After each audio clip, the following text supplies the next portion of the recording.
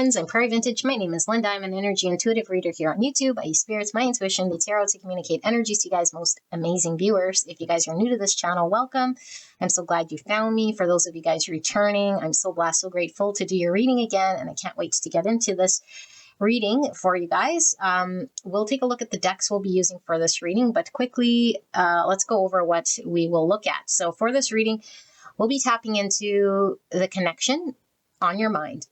Okay, it could be any connection at all. And we'll ask the divine for guidance and advice for you.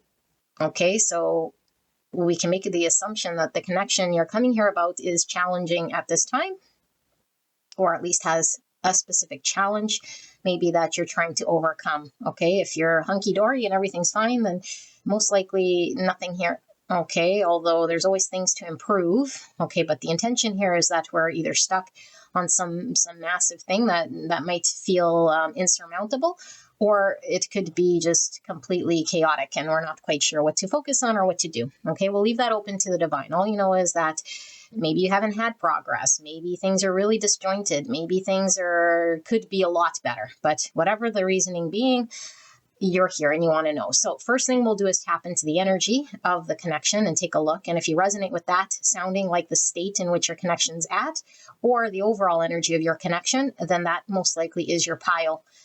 Okay, it should be the overall energy of that pile that pulls through. If I get the energies crisscross, meaning I'll see it's you and it's your person or vice versa, then it could still be your pile.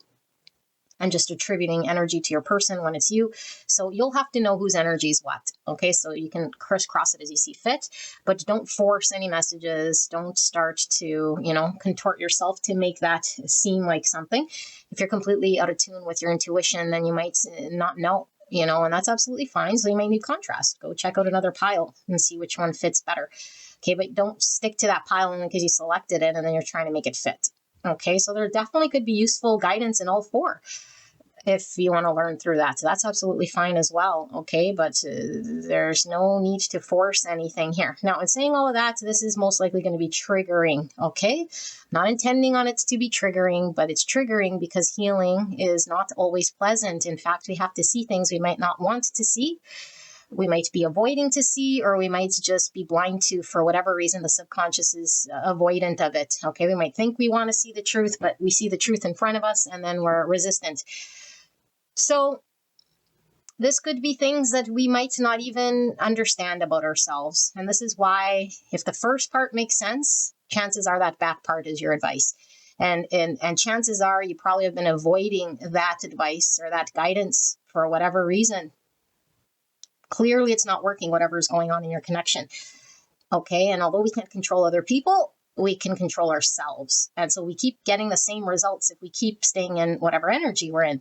Change your energy, you change your circumstances. Either the situation falls apart because it can't meet your vibration, or you keep your vibration at the vibration of that challenge, that situation, and it doesn't change and it stays stagnant and it stays problematic or resistant or avoidant or dependent. Okay, whatever is going on in that situation. So all you can control is your own energy. This is what this is about. Not trying to force change upon anyone else. All it's doing is shifting your energy for the highest. And we might be very stuck in our energetic comfort zone for whatever reason. This isn't going to support your comfort zone. This isn't going to prop you up and make you sound like the best thing ever. This is going to reveal exactly what it is you're needing to know. Whether you want to take that advice or go in that direction is certainly up to you. Whether you want to work towards that, then that's up to you. Okay, no one's forcing you to be here. No one's forcing you to do that. And if this sounds preachy, then it's my channel and I'm a big preacher. I don't care. Okay, my whole point here is to translate what I'm seeing energetically here. There's a lot of readers online you can go check out. But I assume you're here because you want to hear exactly what it is that the divine is coming through with guidance. Okay, so I'm excited to see where this is going. But we have 4 options to choose from for today's readings. These are the 4 decks. Okay, the Rider-Waite Traditional, my very first deck ever. And then we have the Tarot of Sacred Kingdoms. And this would be my first time using this deck, aside from the card reveal, which, by the way, if you're interested in looking at these cards, in the playlist, I have card reveals. Okay, the Pot Tarot.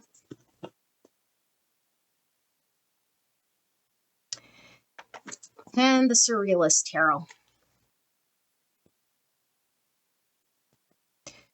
So let's take a look at all the decks we'll be using. We'll be using a lot of these which don't have cases. The Mirror Oracle,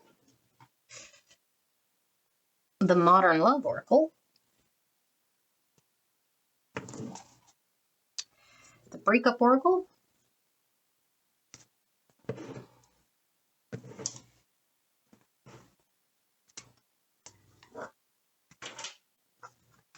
this is the Crystal, I don't know, Crystal Grid, I believe, Oracle.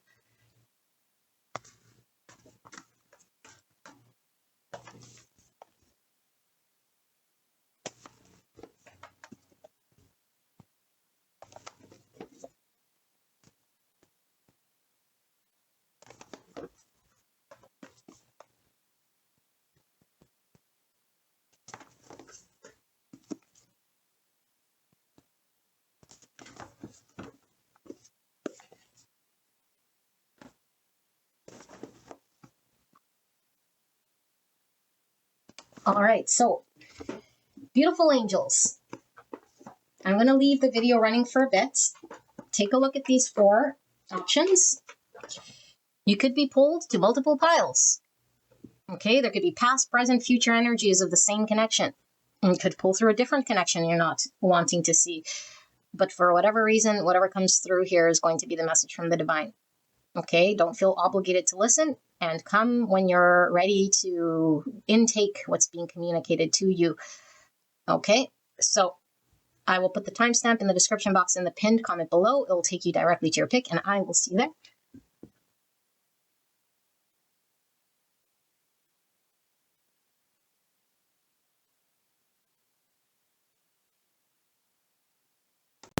Hello, gorgeous angels. Pile number 1, you guys picked the Rider-Waite Tarot. My very first tarot pack ever. And I was 16 years old, and I'm 45, so you can imagine how old these cards are. And they look pretty good, don't they? Although I've done plenty of readings with these. So, beautiful angels. I do suggest you go listen to the intro, regardless if you've been here before, because there is very important information in the intro regarding this reading. We're going to take a look at an energy check of the connection so that you know you've tapped into the right pile first. But this is all about guidance. What are you supposed to be doing in order to heal and progress, okay, either together or have this connection fall away? But either way, it's stuck or there's a challenge you're needing to overcome. Okay, speaking of challenges to overcome. So let's take a look. And then we'll ask Spirit for guidance, okay? And definitely if it's your first time at this channel or to a tarot reading, go listen to the disclaimer. And please make sure you're prepared for this type of a reading, okay? Not everyone's cup of tea. And this messaging might be a little bit aggressive. Okay, so 7 Wands. Bottom of the deck. 8 Pentacles, and I don't read bottom of the deck, reverse. Okay, spirits, please help me to channel this message. Please protect me and the viewer as I channel this message for the greatest and highest good of this connection and the viewer. Thank you so much, spirits. I'm so blessed to be here, and thank you so much, pile number 1, for allowing me to tap into your energy, the energy around you at this time. I'm so grateful, and I am so thankful that you're sharing your journey with me. Spirits, and what do we have here in regards to an energy check? What's going on in this connection? Somebody's fighting? This is a card about putting in the effort, okay? Consistent effort, having the skills to put something together. This could be somebody being resistance or fighting off, or standing their ground about something. 3 Swords, heartache. 4 of Wands. This is the stability, getting rooted, coming together. This could be the commitment card, the marriage card. Page of Pentacles. This is the opportunity, communication, and temperance in reverse. Healing, balance. Sagittarius energy. We have the Knight of Wands, which fell in the limbo position. 3 Pentacles in reverse. We have the Empress. Divine Feminine, Taurus, Libra energy. And we have the Devil, Capricorn energy. And we have the Queen of Wands, which is Aries, Leo, Sagittarius energy. And then we have 2 cups. Okay. Let me sit here with this energy and channel what this is about. Oh, except the ding dong is hanging out. And the toddy tots are hanging. So now that that's taken care of, for YouTube overlords, don't get their tots in a bunch.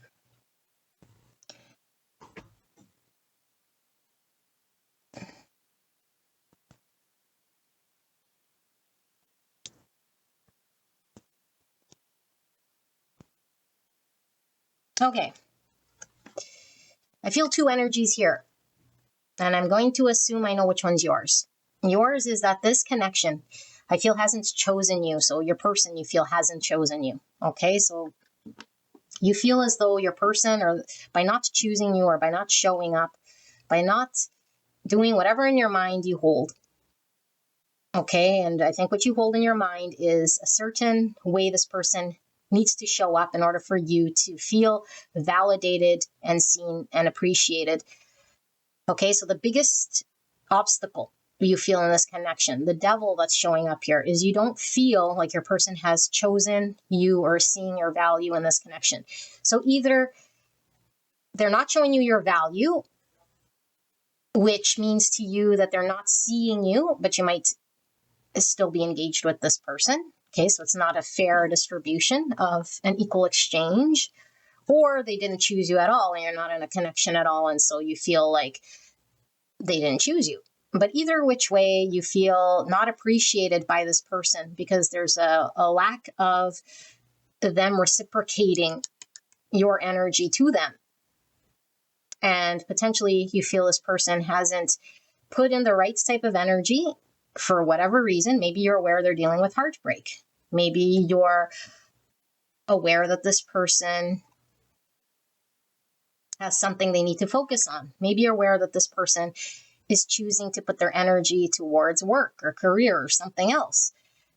For some of you guys, your person could be, like, I'm feeling a scale. Some of you guys, I feel this person is either very stubbornly protective of what they have created for themselves. So they might be already in an established family situation or community.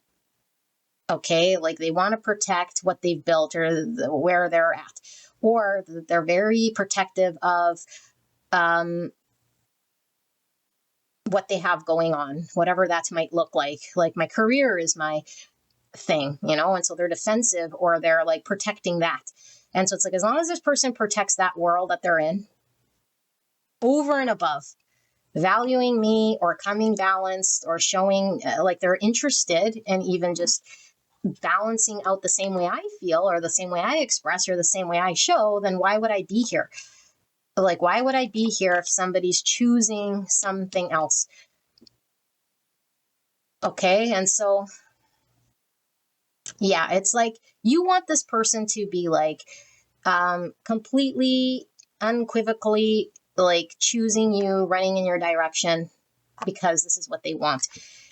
Knowing and seeing your value, knowing and seeing the abundance you have to offer. I think you understand that you're fully abundant here, that you have lots to provide. And you might have even done a lot of shadow work, okay? Because I feel like you have a good understanding of your energy. So much so that I feel you finally recognize, or at least you do recognize or see, when things are out of balance and when you're not appreciated. And this is very important because if we're unhealed, then we don't see our own value. I feel you see your value, you understand your value, and therefore it's triggered a understanding that there needs to be equal reciprocity. This person needs to be emotionally available. It needs to be balanced. They need to work with me and show up. They need to give and receive love in a healthy way in order for us to come together and create roots in this connection. So stability is super important. This person, if they're not stable, they're defending their position, whatever their position is, which is not you, not this connection.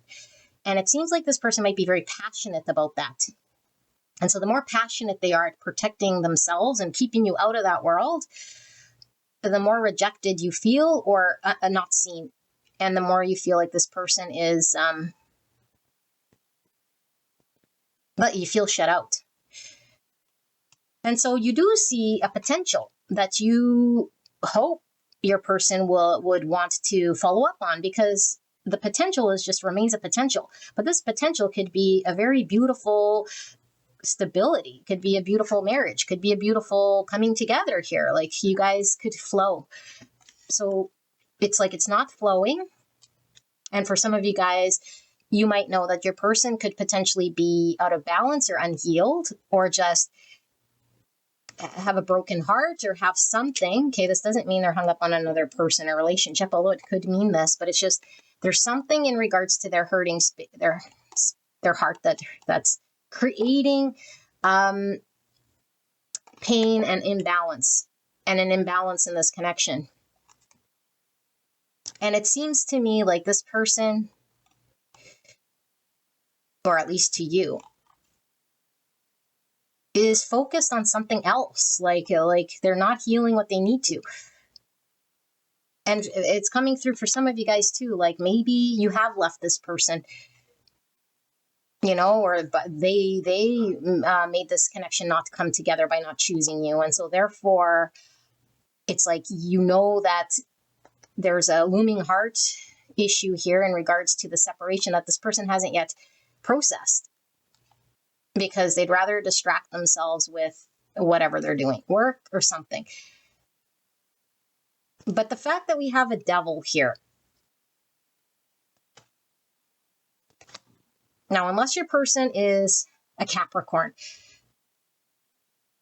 because this could just be symbolic of the sign coming through strong in the relationship for confirmation. But if there is none of that going on, okay, some of you guys, this person could really be focused on work. Okay, but if there isn't a strong sort of Capricorn presence, or it's not work related, then I feel like the devil here is something that isn't very healthy. It's like really keeping this person in their pain. And I feel like you're saying this person needs to deal with it. And instead of dealing with it, they might be either in a victim mindset or protecting that world. But you see it as something unhealthy. It's like, regardless if this person's like, whatever their mind story is about this thing, they're not saying, yeah, it's not good, I need to change. They're saying, hell, that's my world, and I'm going to stay in that world. It's like, yeah, but your world is like what's creating the devil in your world and creating pain and suffering. And instead of putting work towards it, you're like encouraging this by keeping this pain story alive. And by choosing to keep that story alive and defending that, you are diminishing my value, and you're incapable of showing up for me. You're not emotionally available. You're not equally showing up the way I'm showing you emotions. Or your values are just off because you'd rather support the devil thing. I don't know, sex, drugs, rock and roll, over something, over excess of something, or very stagnant in your world, incapable of moving on, or unhealthy attachments to things in their world. Bad habits, bad vices, addictive behaviors. Whatever needs to be addressed, I feel this person is defending. Okay, and like I said, if there is Capricorn presence, then maybe it's not as intense as that, because it could just be focused on work, like I said. But regardless, the energy, which should resonate with all of you guys in this pile, is like this person is defending that lifestyle as though it's a part of their stability, at the expense of exploring this and healing and becoming balanced. So I hope this gives you a good understanding. You know what? I was going to do these and I didn't even do these. Why didn't I do these, Spirit? Do we need those? I'm not going to. I'm going to now look at the advice. So there's a few oracles I showed at the beginning that we're most likely not going to use. Okay, but let's see. Let's put those there. Guidance and advice. So far it sounds like it's all your person's problem. Okay, so let's see. Spirit, for pile number 1, what is their guidance and their advice in this situation? Thank you so much. What is the guidance and the advice for this person who's picked pile number 1 in this connection? What are they being guided to do? Clear understanding of what's going to heal this connection. Best direction of action. Thank you so much, Spirit. Thank you so much, pile 1. Let's move this over.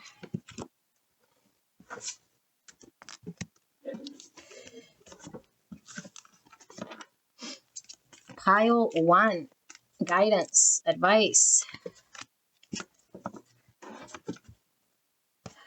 And 2 more oracle packs. Okay, 1 more. And from this one here, guidance, advice. 1 more? No. And we'll do this as well. So, move this pile out of the way so my Portuguese hands can start to do what I do. Okay, what do we have? We have Master Alchemist, Violet Flame Activation 5/5. So if you guys don't know what Violet Flame Activation is, I'm not going to get too into it because I don't want this reading to go on forever.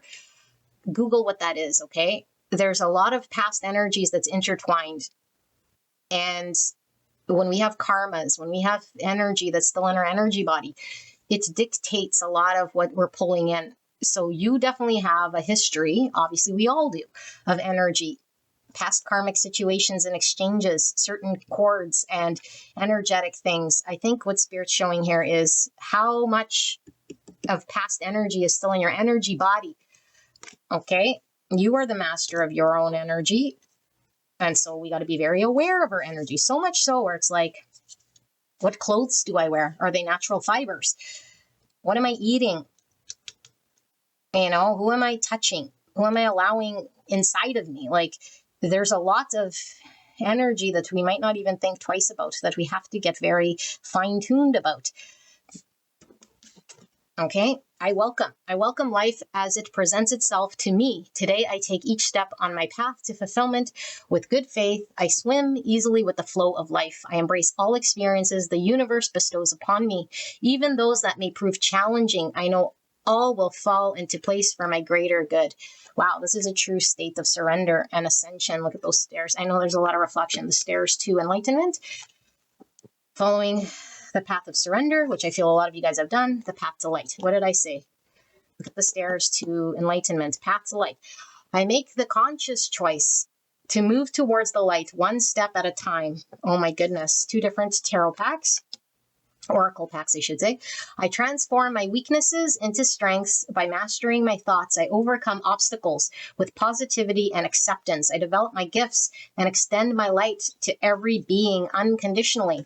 So this is now beyond the connection, working and harnessing our own energy, becoming the master alchemist so that we can impact everyone and everything around us. So this is much bigger than just this connection. I feel this is a very ascended pile. Divine light. Oh my goodness, you guys, beautiful. I am an expression of love and I shine like the sun. Beautiful. My inner light is my strength and my treasure. My intuition guides me to discover the wonder and goodness of who I am. Wow, isn't that the most beautiful thing? Whew, overwhelming. Okay, attention. I am attentive to all that manifests within me. When negativity arrives within me, I transform it into light. Love and hope. My love for others is unconditional. I forgive. My desire to improve is constant. I am firm, brave, and hardworking. Beautiful, beautiful, beautiful. Strength. Oh my goodness, 38. Or the number 11. 11 is a very spiritual number. Listening to the signs, symbols, synchronicities of our dreams, and the encouragement to keep going. Okay, so the frequency of strength supports our ability to harmonize all of our qualities and skills towards a strong and balanced way of being. So this is coming into balance, masculine, feminine energy, taking the bad and the good and transmuting all of our shadows into lights. Okay, so ego transmutation, divine flow, beautiful. Eventually, one sublime desire takes precedence over the others to follow the Tao, the divine flow at all costs. So what does this mean? This means the divine path. First and foremost, okay? It's not with doubt. It's trusting the divine path, even if it's leading us in a different direction.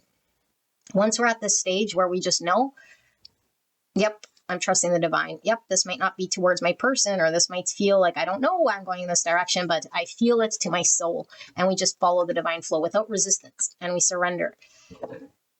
Okay, then we know we're on the right path. Not when we try to hang on or want it to be something else or a different path. No, divine flow, but we have to recognize the divine flow. Okay, if it feels heavy, if it feels like we're resisting or clinging, then we're not in divine flow.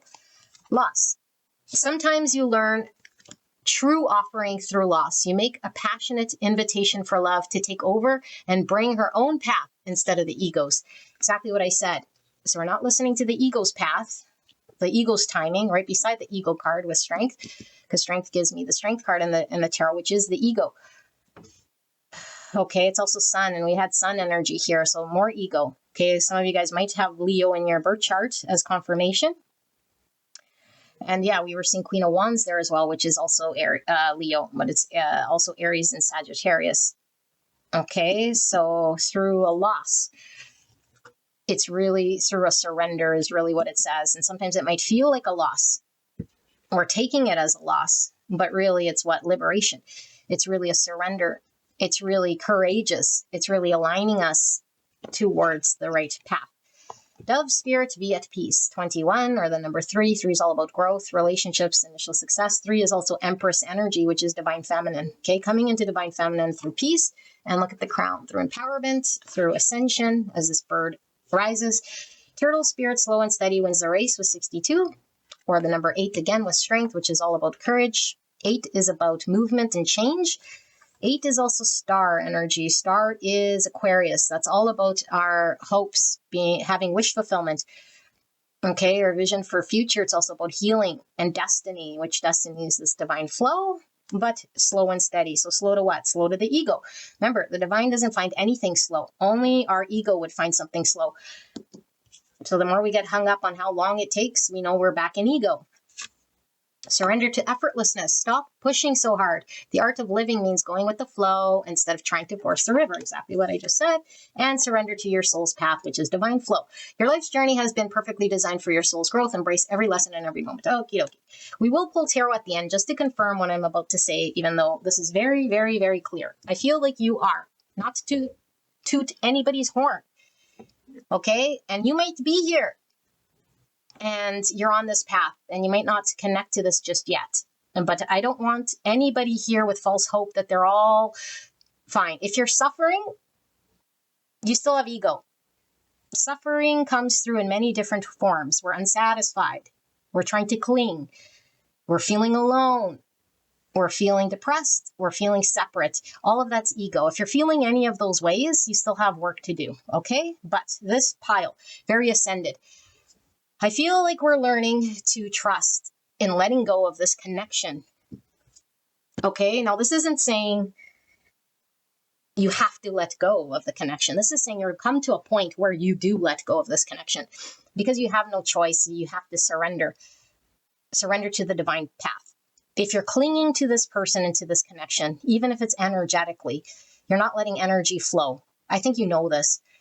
Okay, but what we resist persists. So if we're trying so hard to like do that so we don't hear and see the other person, then we're resisting. We have to go with the flow. If we feel like we are still attached energetically, we can't deny it. We have to look and uncover and unpack that reason why we're still attached. Okay, violet flame. We have cords. We have energetic cords. And so I feel like a lot of you guys are on different parts of this journey.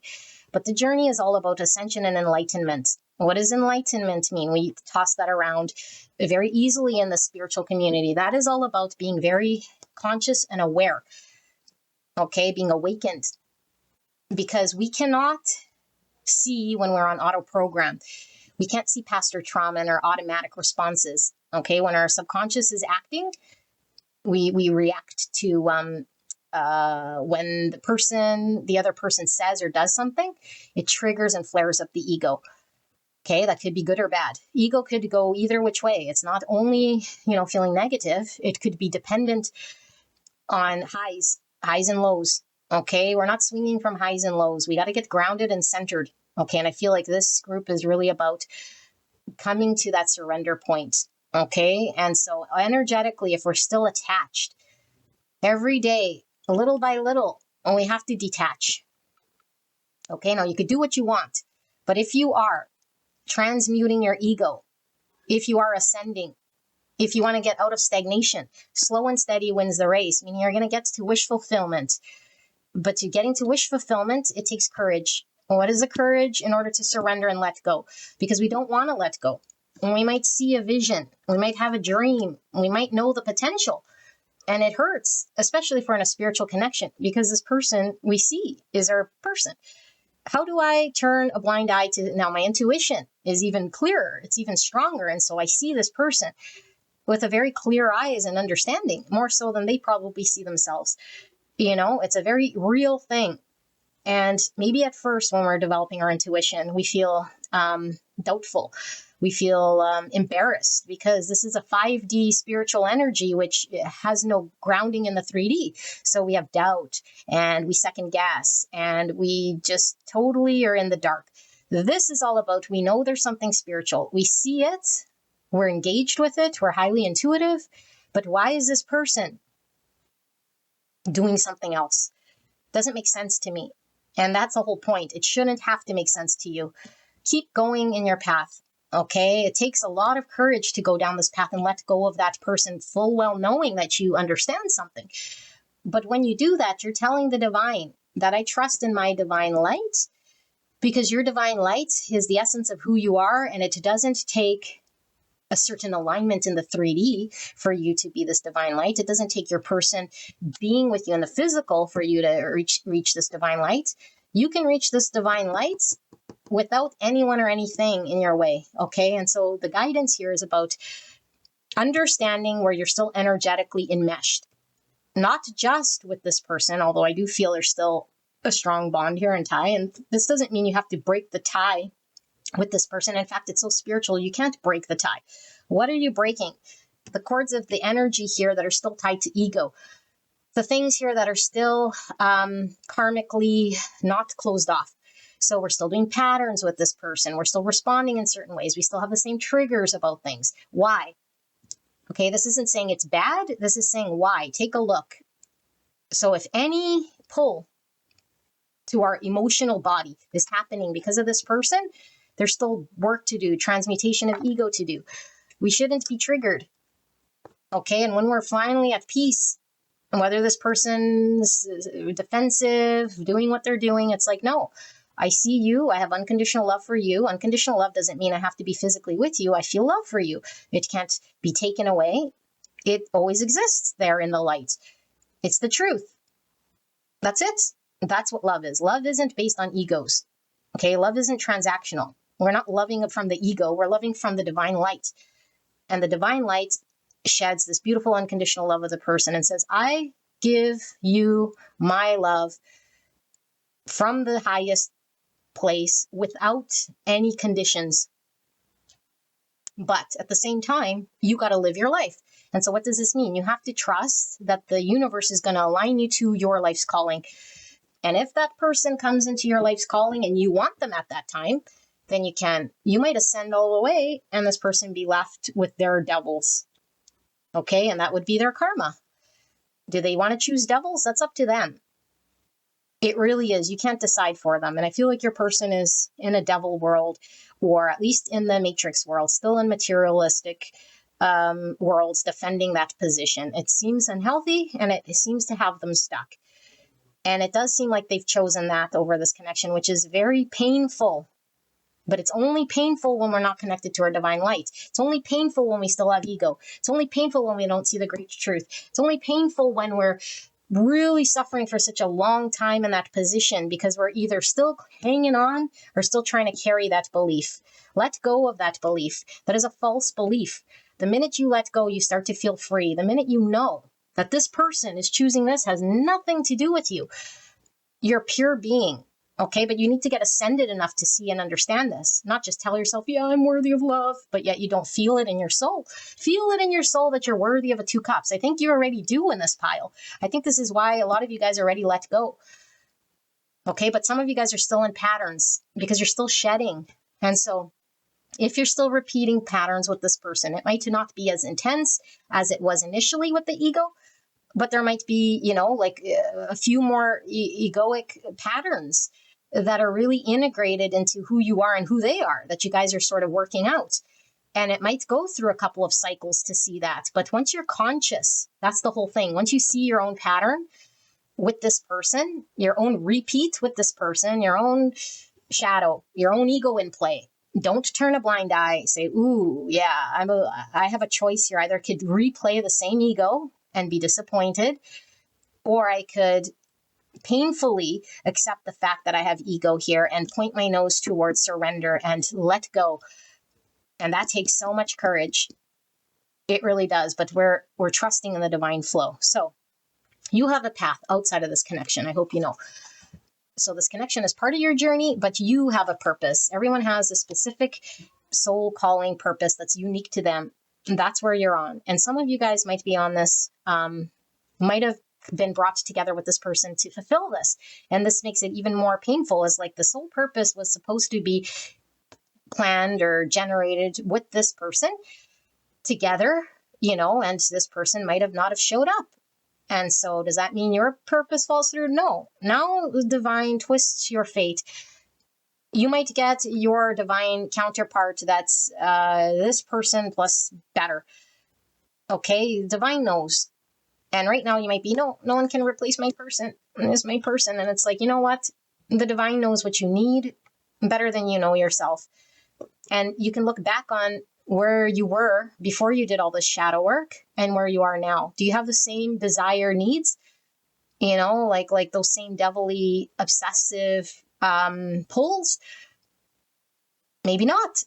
You've graduated to a certain level. So can you imagine completely shifting your energy in a way that brings in a higher vibrational person? So you're on your path, and Spirit wants you to put down the wands of burden. Spirit wants you to put down the repeat patterns. Now, this doesn't mean I'm not going to do this pattern again because I'm not going to get my person. No, you're resisting. This might mean I have to do this pattern because I can't break through this ego just yet. Why can't we break through the ego? Because our strength isn't there just yet? Maybe we're not seeing something. Maybe we're still really wrapped with that ego. We're still blind about something about ourselves. There's something about this pattern that needs to be lived through. So we can't just block them and say, no, they got to choose me. Look how strong I am. I resisted. I told them no, and I feel better because I really wanted to, and I said no. Well, then you're just fooling yourself. You're fooling yourself. What you need to do here is however many cycles you need until you say, I've had enough. I've had enough, and I've had enough because I know my divine light, and I know I'm worthy of this, and I know the divine's going to bring this in for me. And it's not this person. This person's deviled. This person's not choosing you. This person has not shown your value, and you know your value. You know you're worthy of a 2 cups. So if they don't have 2 cups for you, you ain't got 2 cups for them, aside from unconditional love from afar, from this light being. Open your heart space, energetically send them love, but be very conscious of your energy, because this person might drain you of your energy. And for what? To turn it around to feed their devil. That's not good, and you don't want to be there. Okay, so I feel like I'm pretty much done, but whatever. Let's see a few tarot cards. So Page of Wands in reverse. So here's an immature sort of energy with this Page of Wands. But Wands is the ego suit for me. Spirits, anything further, pile number 1 needs to know before I close out this reading. Thank you so much. 3 Swords. Okay, look at this, new beginning. Your new beginning is almost immediately once you release this person and you embrace the truth. Okay, so new beginning in your heart space is emotional new beginning in truth. And the truth is always found through adversity. Through the pain, I now see the truth. Okay, and what you do with the truth is very important here. Because once we know the truth, we have to take action on the truth. Okay, and I feel like once you take action and see the truth, you have a whole new beginning here. And this is all about self-love and working on yourself so your cup is full. Okay, not full of trauma, not full of like, yeah, it's full and I want to give it to someone. Meanwhile, it's conditional. No, your cup needs to be full based on unconditional love once it's ready to be offered to your divine counterpart. If you want to be with someone, maybe you just want to be alone. Who knows? But all I know is that this person is still a little immature and still blocked when it comes to communication. And they haven't pursued their path just yet. And so they have a soul path. Okay, and so they've created a three-sword situation. It takes two people to come together here to create a union. And if they're not exploring it, and if they're not ready to, let them deal with their three swords. Your person is dealing with the three swords that they need to pull out of their heart. Okay? And so until they can see a truth, they're not ready to give you their cup. And I think your cup has been here, coming from you, but how long are you going to sit here with an overflowing cup? You can't. You have to receive as well.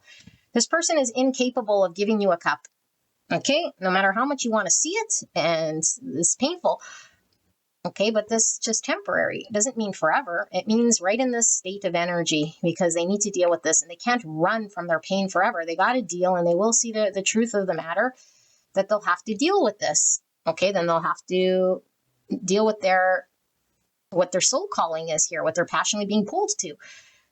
But the fact that this person, I feel, is showing up as a page of wands in reverse, it's like there's no doubt that they're pulled to your energy, and that they want to explore it. But getting in the way is this need for healing and this need to deal with their three swords and a need to really look at how they communicate and where they're spending their energy. What are they exploring? Everything but dealing with their three swords. And so they deal with the violet flame activation, like all of their karmas. Okay. And so it's a cycle and it's slow because we create a whole bunch of energy based on how we act that creates karma. And so they're going to have to undo all their karma. Who knows, how long that takes, but it doesn't matter to you because once you're out of the matrix, you're no longer time bound. You're no longer time bound and you're dealing with truth and you're dealing with new beginning. And then by that point, if this person is healed enough, they might come around, but they might have to deal with the bitter truth of karma. And the bitter truth of karma is that you might have moved on to something else, someone else.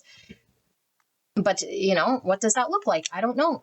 Only Spirit knows. So, and this is your reading, pile number 1. I hope this helped you and I will see you at the next one. Bye-bye. Hello, gorgeous angels. Pile number 2, you guys picked the Tarot of Sacred Kingdoms. Gorgeous. Let's take a look. So what are we looking at? Well, we're going to take a look at first an energy check of your connection so that you know whether this is your pile or not. Okay. And then we'll get some advice and guidance working through your healing so that you can either come together with this person or just break free energetically so you can ascend and heal and have the divine guide you in what needs to be happening here with your energy. So I do suggest you go listen to the intro, whether you've been here before, because that's going to outline this reading for you guys. Okay, and if it's your first time at this channel, then go check out the disclaimer so that you are prepared for this reading. So Spirit, clear and concise message for the greatest and highest good regarding pile number 2. What's going on in this connection? How will they know that this is indeed their pile, that this reading is about their connection? Clear and concise message for the greatest and highest good. Please protect me and the viewer as I channel this message. Thank you so much. Thank you so much, pile 2, for allowing me to tap into your energy and the energy around you at this time. I'm so blessed to be here. Pile 2's connection at this time. How will they know that this is their pile? Now, you can crisscross energies. If I say it's you and it's your person, then flip-flop it as you see fit. Okay, but don't force messages to fit. So, Five of Pentacles, not good. Left out in the cold. So are you feeling left out in the cold? Yes, definitely have seen better days. Definitely have seen better days with Five Pentacles. Very dark too. What do we have? Nine of Wands. So we've gone through quite a bit here. Okay, of course you probably wouldn't be asking about a new connection. I feel this is a connection that's been quite heavy or at least painful, because Nine Wands is like, you know, the wounded warrior who's gone through the battle, lost an eye, lost a leg, and is really sort of challenged. But I see the Hermit in this card. It's giving me Hermit vibes. So Virgo is coming through, but it's really, the Hermit is about what? Are we in isolation? Maybe we're really removed here from this person. Okay, there's some defensive energy. So either we're defensive or they're defensive, or there's a lot of reflection, a lot of inner understanding, needing to see something. Seven Wands. Look at that guy. So Seven Wands is also a defensive energy. Are we feeling like we need to protect ourselves? Are we feeling, like if we got put out in the cold by this person, we're feeling like we need to defend our position or defend ourselves? And maybe we're doing a lot of thinking as to why, or what's going on. He has this lantern, which is giving me an Ace of Wands. And this is giving me Hermit lantern. So Hermit and Ace Wands coming through. There's a pull towards your person. There's an attraction here. There's a need to take action on something, but we're feeling defensive.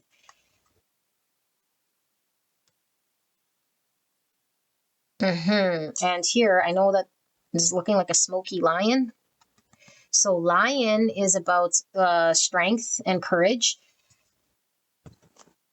And so because it's made of clouds, I think, and because we see the Hermit, it's like I want to understand where it's unclear, maybe where I need to face some form of courage to take action on something, but we're feeling defensive. Okay. The Five of... No, why was I saying five? It's the Emperor in reverse. So yeah, remember us saying, like, trying to get through the confusion of the confidence? Or the courage? Because there's a lack of confidence here, and I think this is around how to take action. So the Emperor in reverse is shadow. So I'm not sure how to do this, or I'm not feeling strong enough, or I don't know how, or something's not coming together. You don't feel empowered. So there's lots of solitude, reflecting, understanding, but there's still a lot of confusion and defensive energy. Look at strength, which I was really feeling from this card.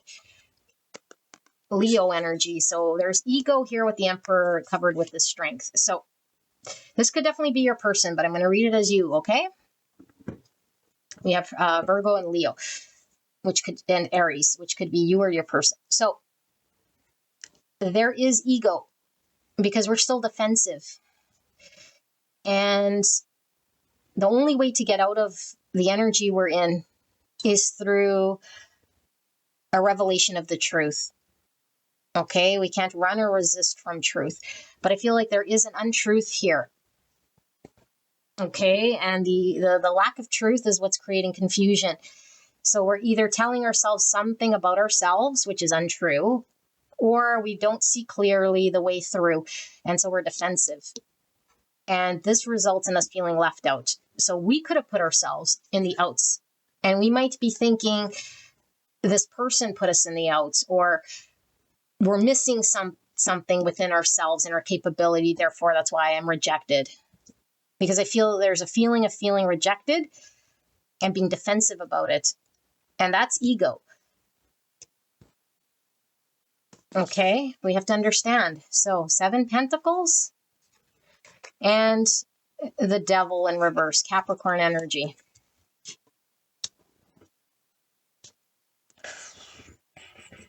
So 7 Pentacles is like, it's giving me this long time energy. Again, 7 Pentacles is like over time and the investments, maintaining something, where we're not really pulling any benefit from it because it takes a lot of work.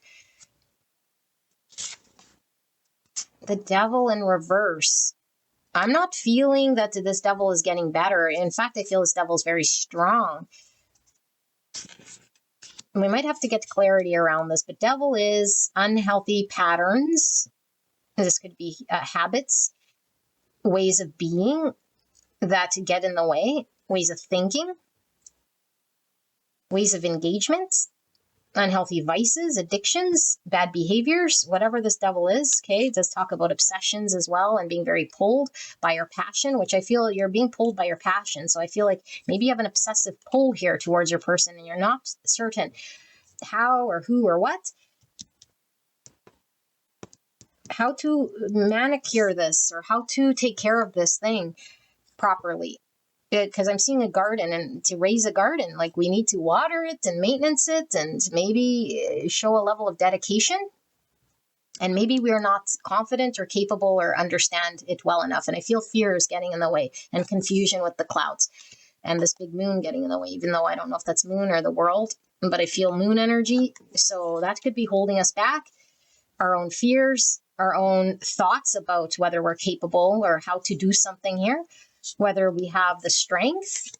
Maybe we feel very weak at this point in time because of the fear. Some fear is creeping in here and it's dictating your capability. And it's resulting in you feeling left out in the cold. So here's the Queen of Cups. So your person's loving, caring, giving. This is love from a heart space, emotional space. This Queen's able to show love, be in tune with emotions. Okay, so Cancer, Scorpio, Pisces. So like I say, some of you guys, this could certainly be your energy. We'll see how the advice comes through here. But I feel like somebody here is compassionate and loving and caring. But maybe the connection is not that way right at this time because we feel out in the cold. And so if this is your person and you're here being loving and caring and you're like, what's going on with this person? They're pulled away, they're isolated, they're defensive, then the advice might be for you. I don't know. Like I say, it could be a double pile. It could come through both ways, okay? But I feel like whoever would be here would most likely be caring and loving because this person might just be sort of too stuck, but maybe not. Maybe there's just a lot of fear here, but it's like, I don't know how to maintenance this connection. So the King of Wands in reverse with the Lion again. Look how beautiful this card is, you guys. So what is all this? This is all telling me the same thing. There's a lack of confidence, okay?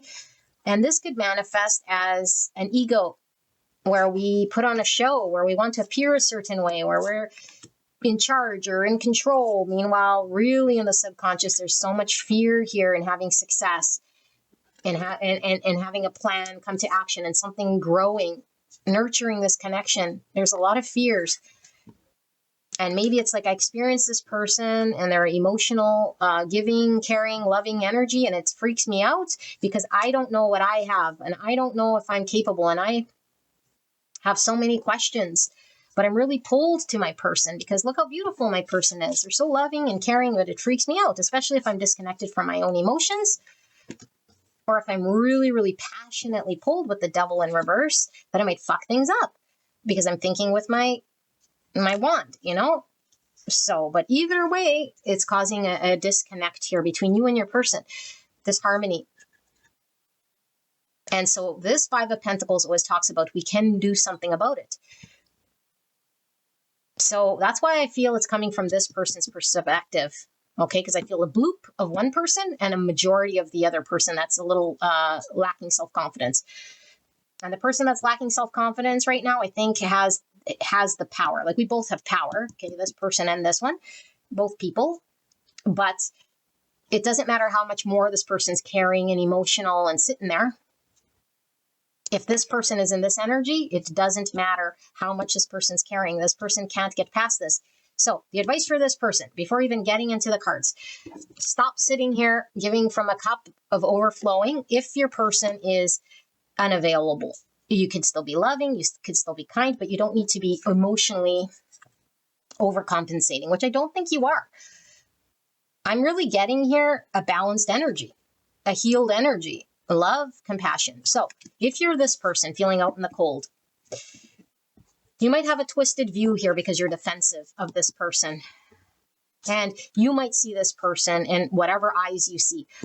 Because I think you have unhealthy eyes right now, coming from the devil, coming from unconfidence. Is that a lack of confidence? Sorry, a lack of confidence mindset. And so you might be seeing skewed.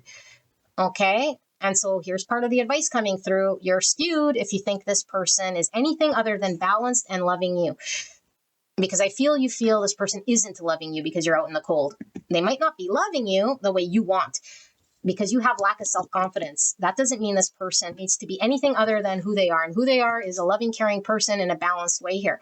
They may be loving you from afar. They may be loving you more healthy because what does this person sense? This person senses you have a devil and it's manifesting in you having a twisted way of engagement, which is very much isolated. And it's very much not taking action in the area that would result in a what's it called, maintenance of this connection in a healthy way that would foster growth, health, strength in this connection. So it's really resulting from a lack of confidence here, and it needs to face the courage and the fears. So in order to do this, we need to see the truth of our devil, the truth of where there's, illusions, and see through our defensive walls, or else we'll be out in the cold. Because I feel this person will keep you in the cold, and not that they're doing it. It's like you're out in the cold out of choice. They're just here chilling. They're here chilling, ready to, I don't know, what are they ready to do? Give you love, make your food, rub your feet, wash your back, cut your hair. I don't know, whatever they're ready to do here, whatever you want them to do. But I feel like this person is only sort of sitting with this energy saying, well, this isn't working for me. Like they don't even feel you're attracted to them. Okay, they might know if this is a spiritual connection and feel it very, on a 5D, but in the 3D, this King of Wands isn't moving towards me, isn't telling me he's attracted to me. He isn't showing me. He isn't going after it. He's here, like hiding behind a wall, this all mysterious, like in his little hermit cave. And I see this lion, but why is he not courageous? Like he's all confused. He's all ninja style, all hiding in the shadows, being all defensive. And then we experience this 5 Pentacles. So whose fault is this? Let's take a looky-loo. Pile number 2. At your guidance and advice. Again, who it comes through for, I don't know. Pile number 2's guidance and advice, Spirit. Even though that was a bagful, a mouthful. Oh, Linda, you're funny. Pile number 2. Guidance and advice. Spirit, what do they need to know and whose is this for? Now, I dropped some. I feel those 2 and I dropped some. Oh my goodness. And they fell face up. So, I'll leave them here. This is a lot. So most likely for the confused ninja in the shadow. Guidance, advice for beautiful pile number 2. What should they do?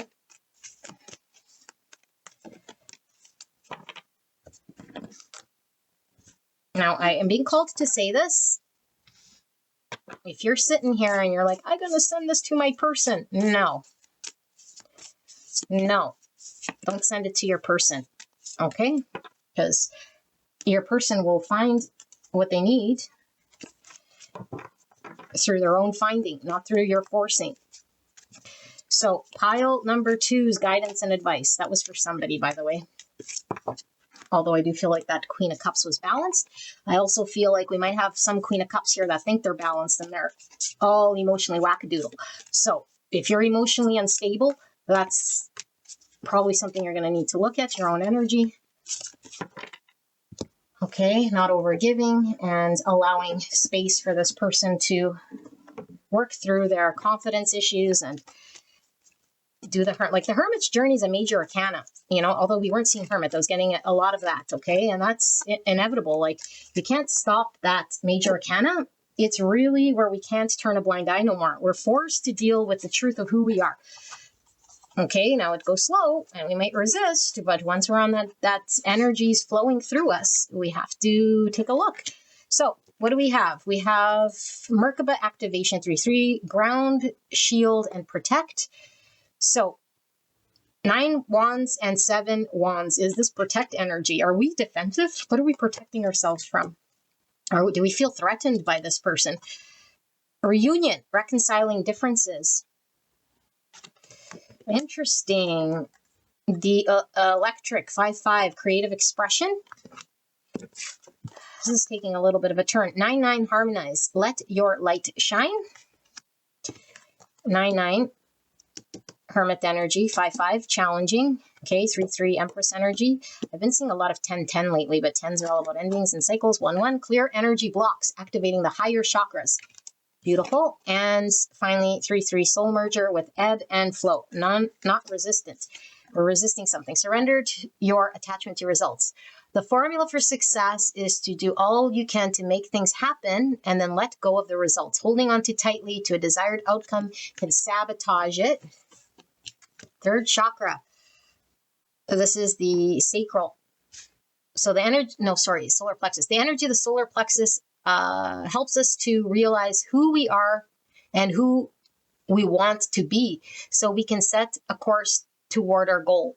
Hermit, right? Who we are and where we want to be, we got to do the hermit. Okay, solar plexus. This is all about confidence again.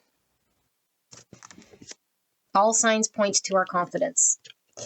Intimacy. The energy of intimacy supports us trusting that we are safe to allow closeness.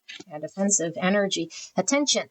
I am attentive to all that manifests within me. When negativity arises within me, I transform it into light, love, and hope. My love for others is unconditional. I forgive. My desire to improve is constant. I am firm, brave, and hardworking. And unconditional love. Yes, beautiful. So my heart is free from resentment towards others. I open the eyes of my heart and discover the light and beauty in every being. I am aware that suffering can cause distress and hurt in people. I see the pure child in everyone and practice forgiveness. Openness. I know that when one door closes, another opens. Today, I trust the universe. I trust myself and I trust life, no matter what has gone before. Very important. No matter what has gone before. Okay, I have faith that something better is on its way. My willingness to release the past prepares me to accept the many new opportunities God opens before me. I'm going to put these over here because this is shiny material and I know I got the light going on here and I do apologize and I probably had this in the light. Oh my gosh, you guys, I'm so sorry. Is that better? I'm going to move it up now because or else I won't have space. Although this is dark. Okay, and then we have God sustains me. As I turn each day over to God, my worries ease and my resistance softens in the arms of God's love. I find inner peace even in challenging times. Today, my faith provides me with great strength. I welcome all that comes my way, knowing that the love of God sustains me. Beautiful. And right action. Aprilia, I don't know how to say that, literally means let everything that wants to go, go, and everything that wants to come, come. Great action. And the lion, 37, be generous of spirit, or the number 10 coming through again. And we have reframe. This is happening for me, not to me. Okay. Beautiful angels. I was getting lots of downloads here, but I didn't want to stop. And so hopefully it comes through again. There's a lot of messages here. I am now feeling like you're the one who's lacking confidence. Okay, at first I thought you were the Queen of Cups and it was a flip pile. But now I'm really feeling you have a lack of self-confidence. This does not mean that you think you're ugly and that you're like hiding. This is maybe a subconscious thing. Okay? It could be a very deep subconscious thing, and it could manifest in many different ways. We could start to overcompensate, that in which is resulting in this lack of self-confidence. So I feel like this energy that I'm tapped into is really, really hurt in the past, okay? We either remember the time we got hurt or we have no fucking idea when we got hurt, but we're carrying it in the energy body. This could be a past life. This could be at when we were a child. This could be when we were an adolescent. This could be when our parents got divorced. This could be when we had our first marriage. This could be your first girlfriend or our first boyfriend. It doesn't really matter when it happened or whether we're conscious of it. Your energy is housing it in the subconscious.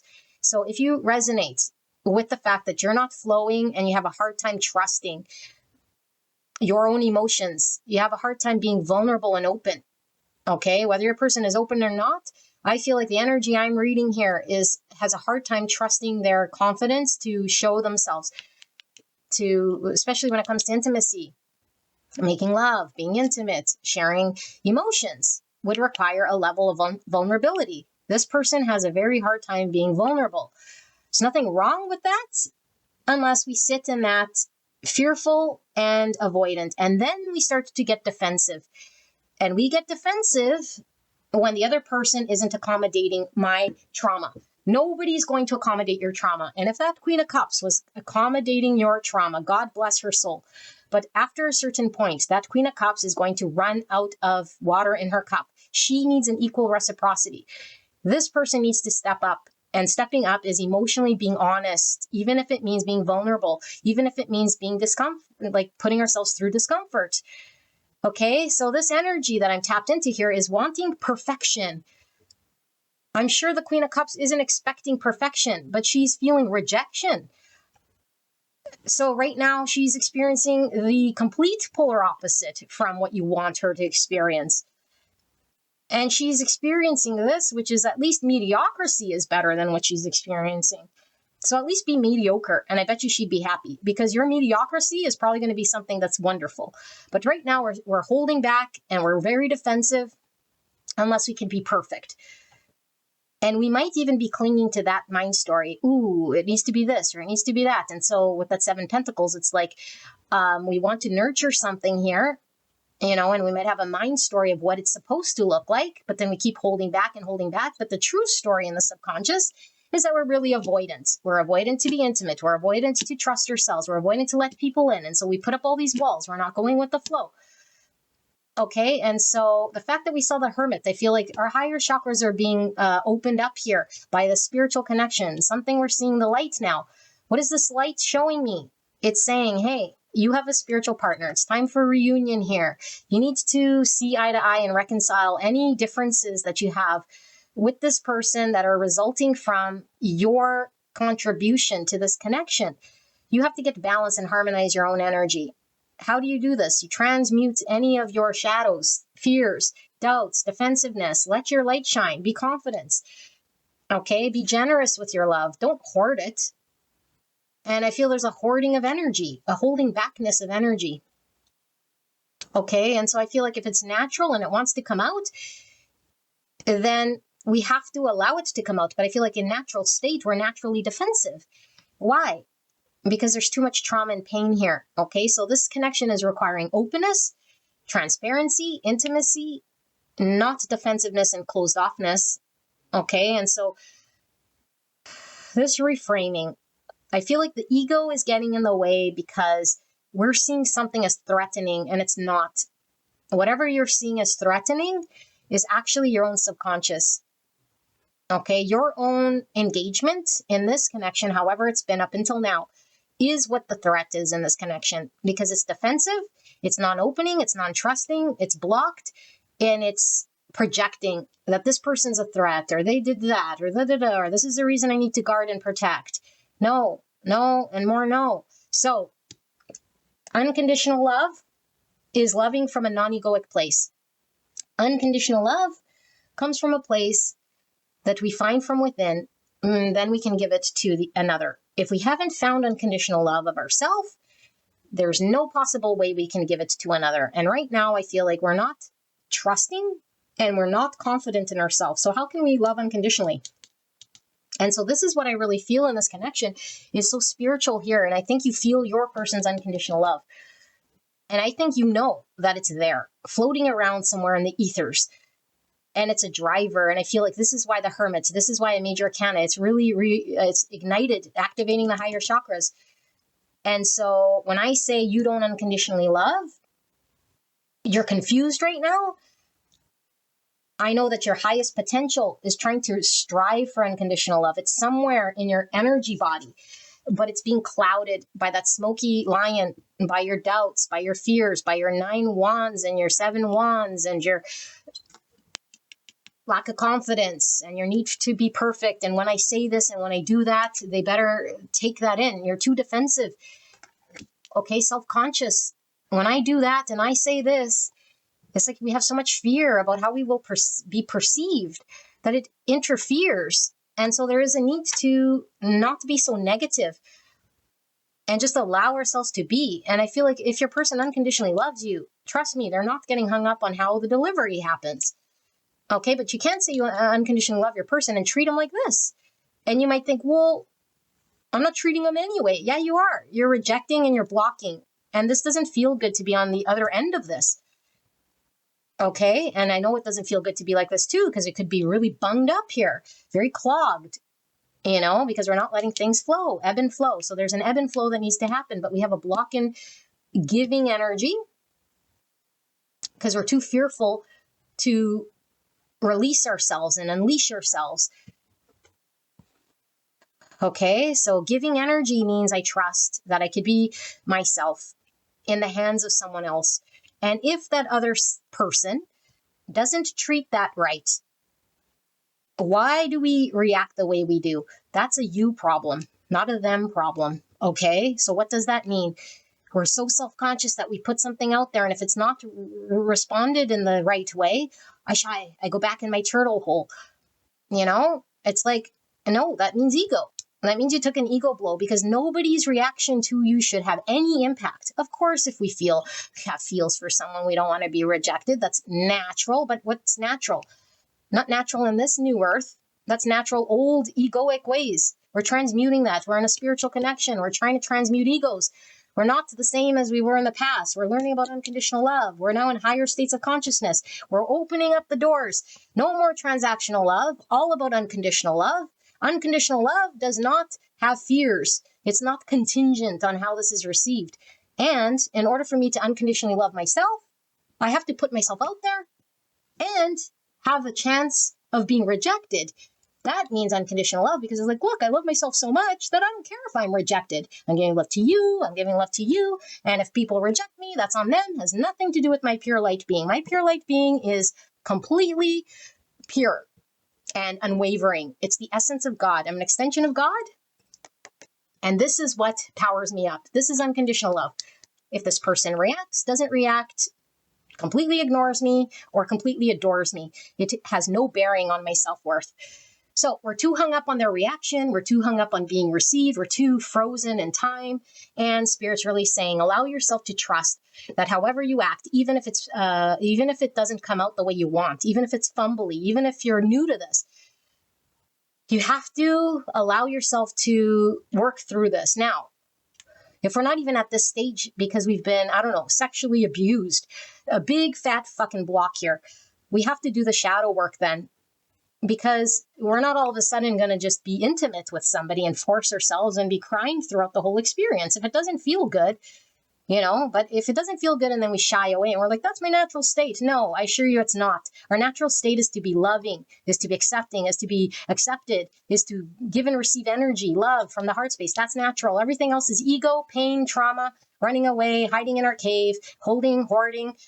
That is not healthy. That means there's trauma here. And the only way to get rid of this is to really identify that ego, transmute that pain, shadow work, be observant, know how you respond, know your triggers, sit with your emotions, cry it out, do meditation, go for walks. Be honest with yourself. Have a safe place, a safe person. I feel this person is safe for you because it's a Queen of Cups. In any situation where we have this type of an energy, the best person to come out of this would be with the Queen of Cups. Okay, but first with self, because if we can't learn with another, then at least with self, but I feel like this person is mirroring back to you and it's a safe place with that Queen of Cups because she is in tune with her emotions and she has a lot of love for you. Okay, trust me, she could probably see the worst in you and be seeing the best in you. So there's a need to really understand yourself and become strong in your own God energy. Okay. And for whatever reason, like I said, you might think, no, but I am confident and I do this, that, and the other of what you see consciously, but it's your subconscious. If you resonate with not being able to tap into your emotions and show up emotionally in a way of intimacy, words, and connection with energy with your person, you have a block and you have a trauma. Okay, because you might be in denial for some of us. That's why I'm beating that up. Okay, we're very protected and guarded, and then we project and get defensive and think that person is doing this or that, and then we feel out in the cold. It's like no, that person could be doing something, but you have your veil on and you're seeing it as a threat. Person's not doing anything to you. Okay, so harmonize, balance your energy. Beautiful pile number 2. This is your reading. I don't feel I need any tarot, and I hope this helped you. I'll see you at the next one. Bye bye. Hello, gorgeous angels. Pile number 3, you guys picked the pot tarot. I had to turn off my lights because there was a lot of reflection. So, gorgeous angels, if you pick this is your reading. And now I do highly suggest you go listen to the intro because this might not be everyone's reading and you might not like how this goes. And so I won't beat a dead horse, but I do suggest you go listen. And if it's your first time to tarot, first time to this channel, go listen to my disclaimer as well, okay? And then you can come here. But for those of you guys wanting to work through healing this connection, whatever healing looks like, either healing together or healing apart, but either way, we want healing. We want to know, Spirit, what can I do? What can I do to make things better between me and this person? So let's take a look at your connection. Beautiful angels, pile number 3. I don't know if I called you pile 2. Pile 3. So that you know whether this is your pile. So Spirit, clear and concise message for the greatest and highest good. How will pile 3 know that this is their connection? Can we break down this connection in a way that pile 3 knows that this is their pile before we get into the guidance and advice? Thank you so much, spirits. Thank you so much, pile 3, for allowing me to tap into your energy, the energy around you at this time. I'm so blessed to be here. Don't need to do that again. Clear and concise message for the greatest and highest good of pile number 3.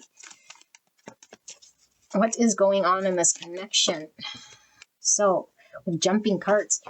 3 of buds, 3 pentacles in reverse. People aren't working together. Okie dokie. So, lack of cooperation, collaboration. You're like, that's my pile. The Fool, Aquarius energy in reverse. 5 wands. 5 joints. Knight of Bongs, so the Knight of Cups. Oh my goodness, Spirit. Okay, I'm going to put those there because I do feel they're a part of this reading. And we have the 7 of Pentacles in reverse.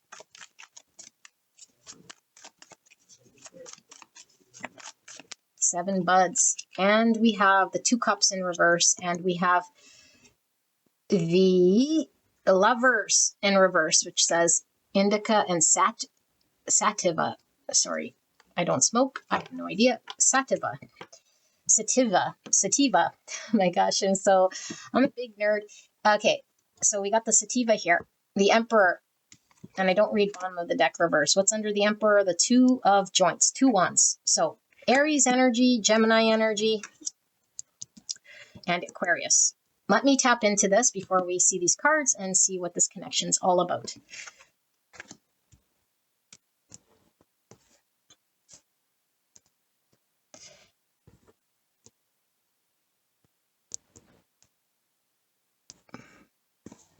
Okay. Interesting. It's a little vague here, you know, because I think a lot of people might tap in this and say, yeah, it's my connection, so I want to give more. And maybe that's why we have these cards here. But a lot of people might even resonate with this. We have an Emperor here, okay? And this could be indicative of us wanting to take some form of action or get empowered, or someone getting empowered. There's a need for someone to get empowered to make a decision. Whether it's you or your person, I don't know. I think both people need to get empowered to decide. Okay, what are they deciding exactly? It's like deciding on this connection, choosing a path that's in line with their dharma, their truth. And it might be coming this way because maybe both of you guys are needing to make a decision here, okay? But I feel like if it's not both, then at least for sure one. And one wand is this connection, and the other wand represents staying in the same world that we have always known. And so to choose a wand that's out of our comfort zone would be a little scary. We would need to pump ourselves up, or at least we'd need to be confident. We need to choose. Some of you guys might be long distance, okay? Or some of you guys might have some void in communication about the clarity of choosing this connection. Okay, and so you guys aren't working together, or someone isn't cooperating. So either both of you guys are not working together right now. There's a lack of harmony and balance in this connection. Okay, or one person might be stalling, and it could be your person, however this comes through. Okay, and it may be your person stalled, and now both of you guys aren't working together. That's what I mean. It's kind of vague here, but we'll see how it comes out. Like I said, Knight of Cups, this is being in line with how we feel, expressing how we feel, showing how we feel. There's a need to really be in line with our feelings, not suppress and not avoid. Okay, but I feel like there's a not trusting to move forward and choose this connection. We're resisting taking a chance, one or both of you guys, in nurturing this connection in order for it to grow. Because in order for this connection to grow, it's going to take a 3 pentacles. We need to collaborate. We need to work together. We need to nurture it. We need to attend to this thing. And we're not attending to it because you guys might be on 2 different pages. And so it's creating conflict. Okay, so we don't see eye to eye, or somebody's internally conflicted about what it would mean to nurture this thing and take a chance on this thing. So neither you or your person are coming together. Somebody's blocking this destined path and not choosing this connection. So if it's one person that's the obstacle, or both people are in this mode, either which way, the lover's path is blocked and you guys aren't together right now. It's not flowing and it's not cooperating. But the option is there, or at least it was at one point on the table. Okay? And I don't know if I said it. Maybe you guys are geographically apart. Okay, for some of you guys, it's a long distance connection, but I feel like there is a separation here, and there's like somebody really either too fearful to take a chance or not trusting the amount of work or effort that it would take, or feel empowered to do this, because it would take 2 people to work together. So we might not trust that the other person will do this, or we might not trust ourselves to do this, or all of this stuff. But it's not a lack of love, because I feel there's love here. Okay, but the Knight is like adolescent energy. So what is this? I have feelings. Okay, so where is this going? You know, like I feel like there's a lack of, and with the 2 wands, it's like once we know we have feels, we got to go down a path. So what do we do with the feelings? Are we going to ground it? Are we going to grow this thing? Are we going to, have a family? Are we going to have babies? Are we going to and I know women always go down that point, and yes, I'm genderizing, don't like it, then there's many other readers for you. I say women, but because women learn nest people. They want babies and families, and they want that sort of thing. Not all, but this is like the stereotypical energy. And it's like if somebody, is in adolescent love energy, so what? Like, what's this going to build to here? And maybe it's just a matter of let's give clarity in the direction of what's going to happen. I think somebody's keeping it murky, and they keep it murky because they might not know themselves, or they might really fear taking a chance, or they might really be feeling so incompetent and not empowered that they can have it within them.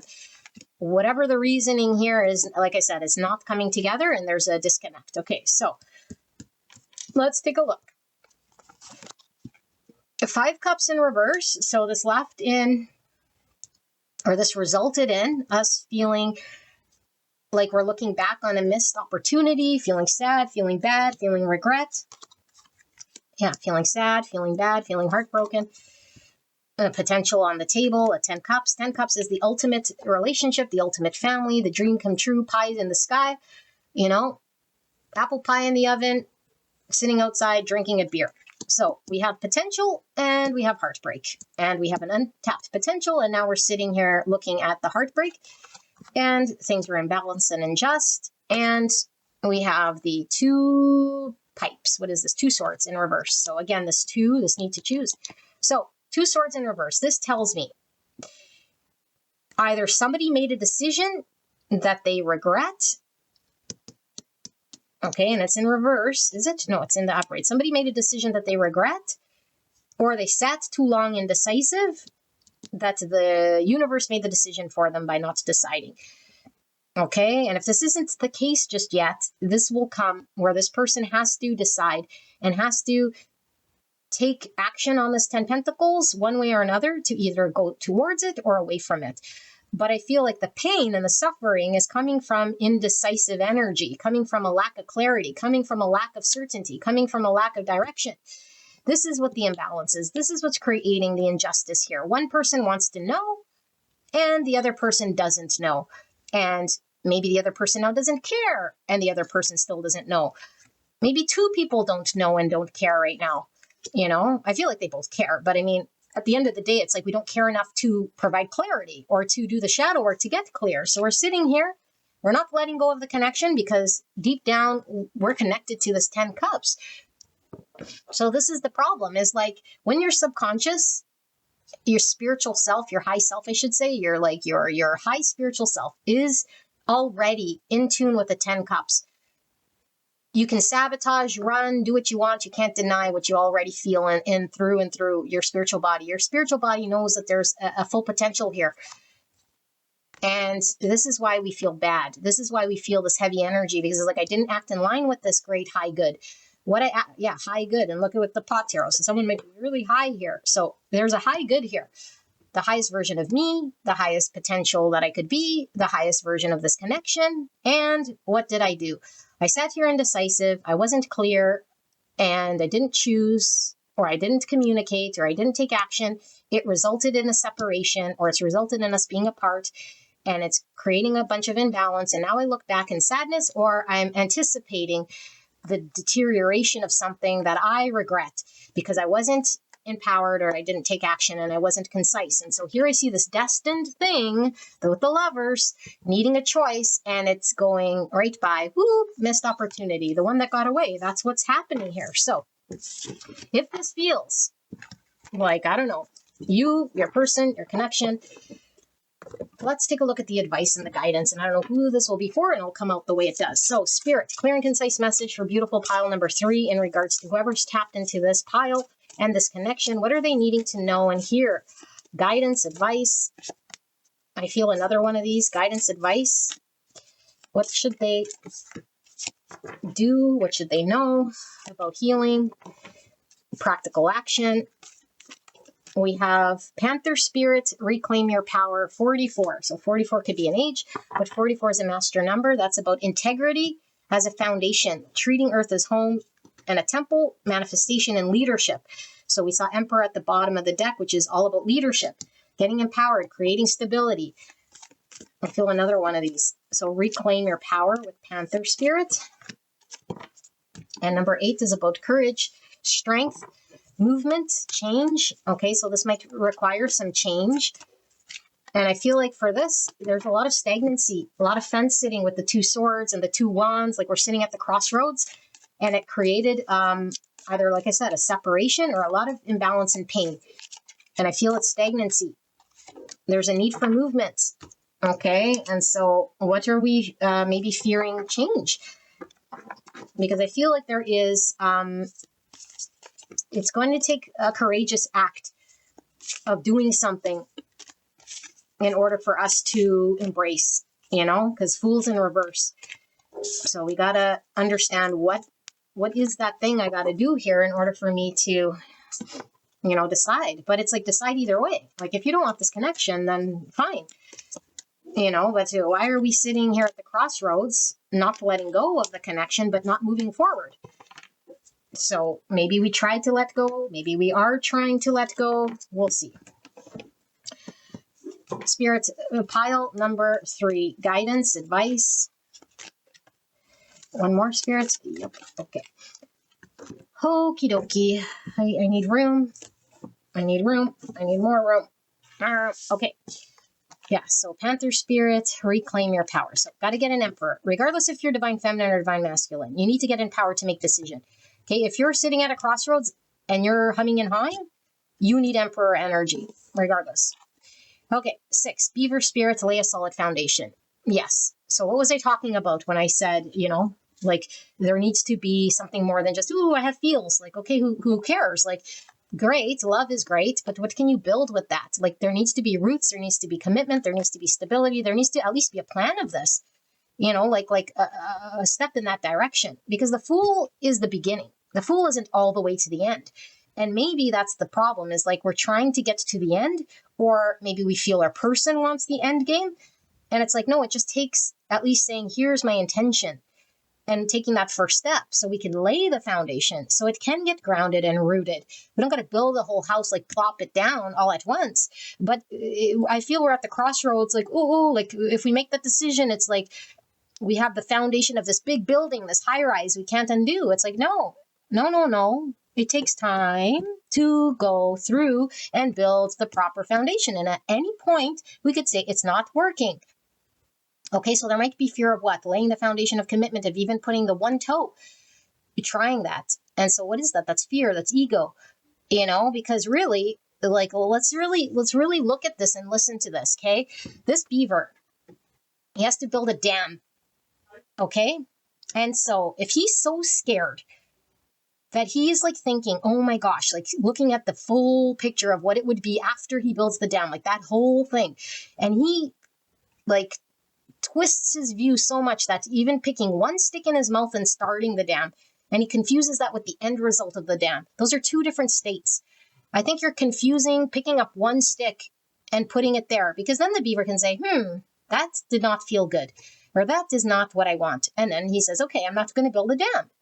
But it's like there's so much fear in even just putting the one stick there, because we're so seeing the big dam picture and we're getting terrified, and it's like, okay, build it stick by stick. And I assure you, even with the process of completing the first step, I feel it will flow. I feel it will build. But there's a clog right at the mouth of the crossroads with even picking up one stick. And yeah, if we can't build, then what? We just sit there looking at nothing? Nothing's built here. It's making me frustrated. Surrender the idea you can fix someone. It's time for a relationship to shift. It doesn't work to try to fix someone. Each person must be accountable for his or her own healing. So if we're dealing with somebody like this, we can't coerce them. We can't make them do this. They have to come to it on their own. And maybe if we're the person on the side that isn't empowered to do this, we don't want to get somebody who's going to tell us what to do. Okay? And so if you want someone else to tell them what to do, then we have to communicate. I am autonomous, I'm my own being, and I need this, that, and the other. If we don't, then we're avoidant. If we don't, then we have some ego trauma or some form of fear that is not allowing us to communicate with our person on what we need. But there's a need to ground, there's a need to commit, there's a need to build something here. Okay, now if you don't want it, then let it go. So when I say need, you don't need to do anything. But we got to pick one way or another. That's what this is calling for. Not sit there idle, keeping people in limbo. That doesn't work. Surrender your need to always be right. Give others the gift of letting them be right. Be yielding, not rigid. This will help resolve conflicts and improve your relationship. So I have a feeling that this person, whoever I'm reading for a majority, has a big fear, a fear of being told what to do, a fear of somebody trying to change them, a fear of their world changing. Okay. And it's like they don't want to be involved in any of this. They just want to sort of be. So then maybe the choice is I need to be single, but I want the benefits of a relationship. Well, then that's not going to work in this instance, because in this instance, I feel there's a need to build stability. Okay, there's a need to ground this. If we choose to want to be independent and not have anybody tell us anything like this, if we're so like solo, then maybe that's the choice we need to make. But if we're on the flip side, nobody's going to change. We got to love them how they are. Okay, there is no, in time they'll change, and after a while they're going to do that. No, this person's going to be this person. Okay, if you don't like how this person is, then this might not be your person. So let's not force it. Let's not try to get them to be more liking commitment. They might be somebody who's just very uncommitted. Okay, well then they want to be single. Then that's what they need to do. But they can't have their cake and eat it too here. Hearing squeaker toy out there. Okay, outrageous openness. Dear love, open me to your will. Release me from my attachments. Surprise and delight me with your plan. You know what's needed, and I am open to receive. So we're closed. Got to open. Be open to the universe guiding us in a different place. And I feel like with that Fool in reverse, there's such a closed energy. Like, I feel this is a very stubborn way. I am what I am how I am. Like, it's really fixed in that, you know? It's like, what can you build that's new? Like, yeah, we don't want people to change us, but when it becomes the mission to not be changed, but we're so outdated in our way that we're not even this anymore. It's like, have we even stopped to look in the mirror of who we are? Because I feel like this person isn't even this person.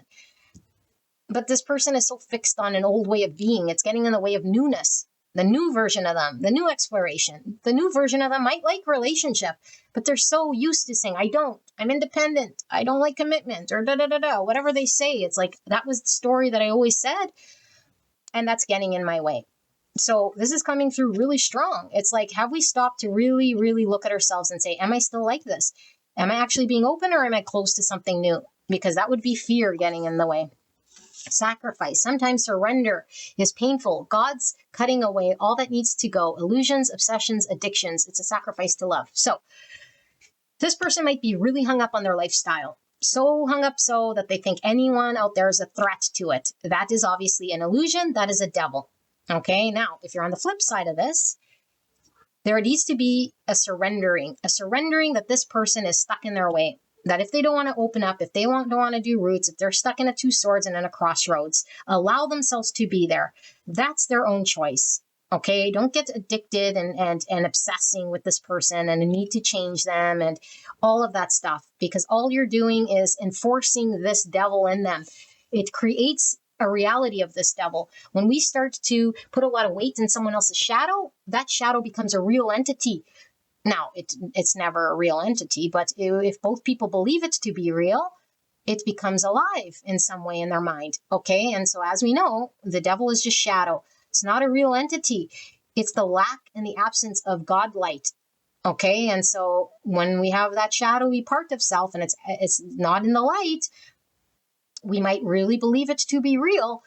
So we could see beyond someone's shadow and see the light behind that, who that person really is, you know, beyond their stubborn ways, beyond their obsessions, beyond the fixed way. We see who they are and we accept it. That's unconditional love. I accept who you are, but I'm not going to, you know, like allow this person to sort of dictate your happiness.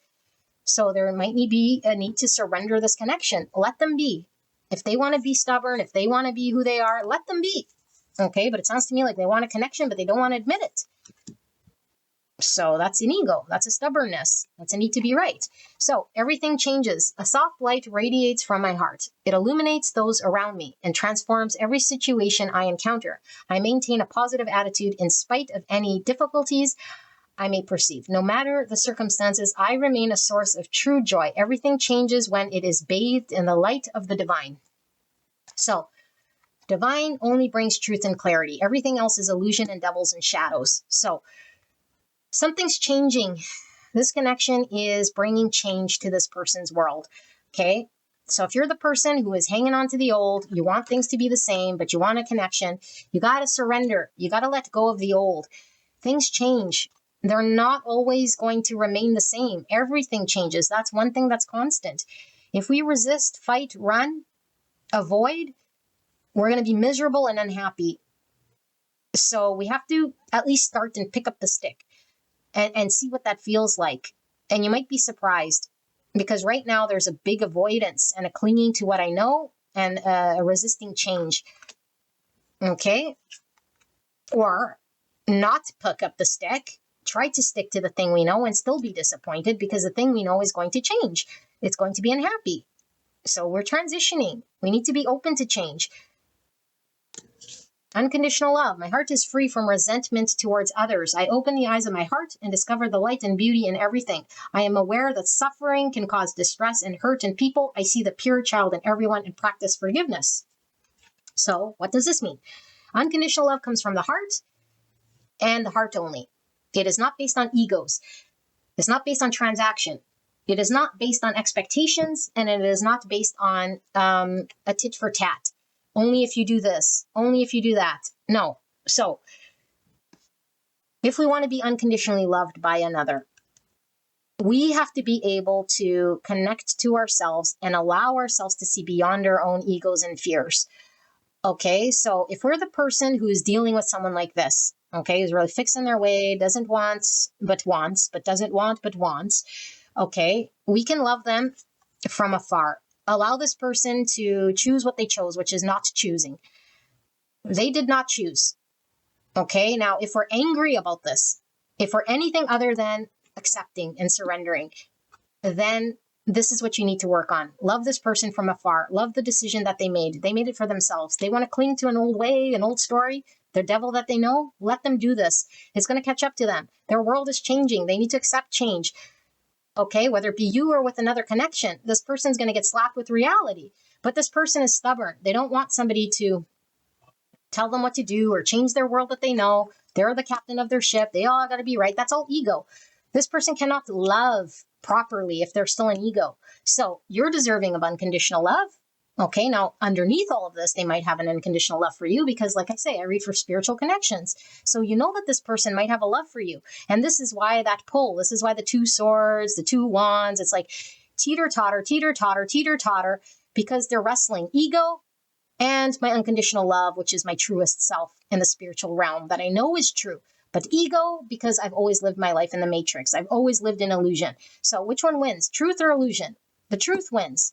But we have to transmute the illusion, the devil, the addictions, the obsessions, the devil. The devil has a hold. And so this person is still in matrix. And they got to transmute this egoic way about them. This is driven by fear. This is driven by a need for control. This is driven by inaccurate view of reality. It's the devil in their world. And so they have to connect to their heart space and allow without fear. This is how they're going to show you love. You know, if they can't do this, then they're not loving you proper. So they need the consequences of that. Divine light. I am an expression of love and I shine like the sun. My inner light is my strength and my treasure. My intuition guides me to discover the wonder and goodness of who I am. So what is this? Divine light is our pure self. It is not devil. It is not shadow. It is not ego. It is essence. It is an extension of God, divine light. It is unconditional love. This is the truth. Everything else that's outside of this is not true and is not sustainable. We could pretend it is and be miserable and suffering and in the matrix for a long time, but at a certain point, we can't know more. Okay, and I feel like these spiritual connections are showing us that we can't know more. We can't know more live in the matrix. We can't no more run from ourselves. We can't no more be in a closed off, stubborn energy, resisting our truest version of self, unconditional love, tapping into the light and trusting the divine and following our intuition, our high self. This person's being guided to this connection to make a decision in their life that will change. This is scary for them. They're very stubborn. They like things the way it is. Oh, sacred sexuality, accessing the unified field. So accessing the unified field, tapping outside of this matrix, outside of what they know. Okay, they feel a very strong pull here with this sacred sexuality. Sacred, divine, spiritual sexuality. It transports past all of the 3D. Okay, this is like unworldly. So this person feels this intensity. They're going to have to align themselves with the truth, not with illusions and fears. Feminine twin, activating higher self. Okay, so whether you're on a twin flame journey, believe in that label or not, the point being the spiritual connection here. And the feminine twin is the mirror. She's the spiritual leader. And what she's showing is a reflection back to this person. Okay, whether you're a female or a male, it doesn't matter. It's the feminine twin in energy that's activated this. And so this higher self, activating the higher self, is the full potential, is the unconditional love, is the divine light.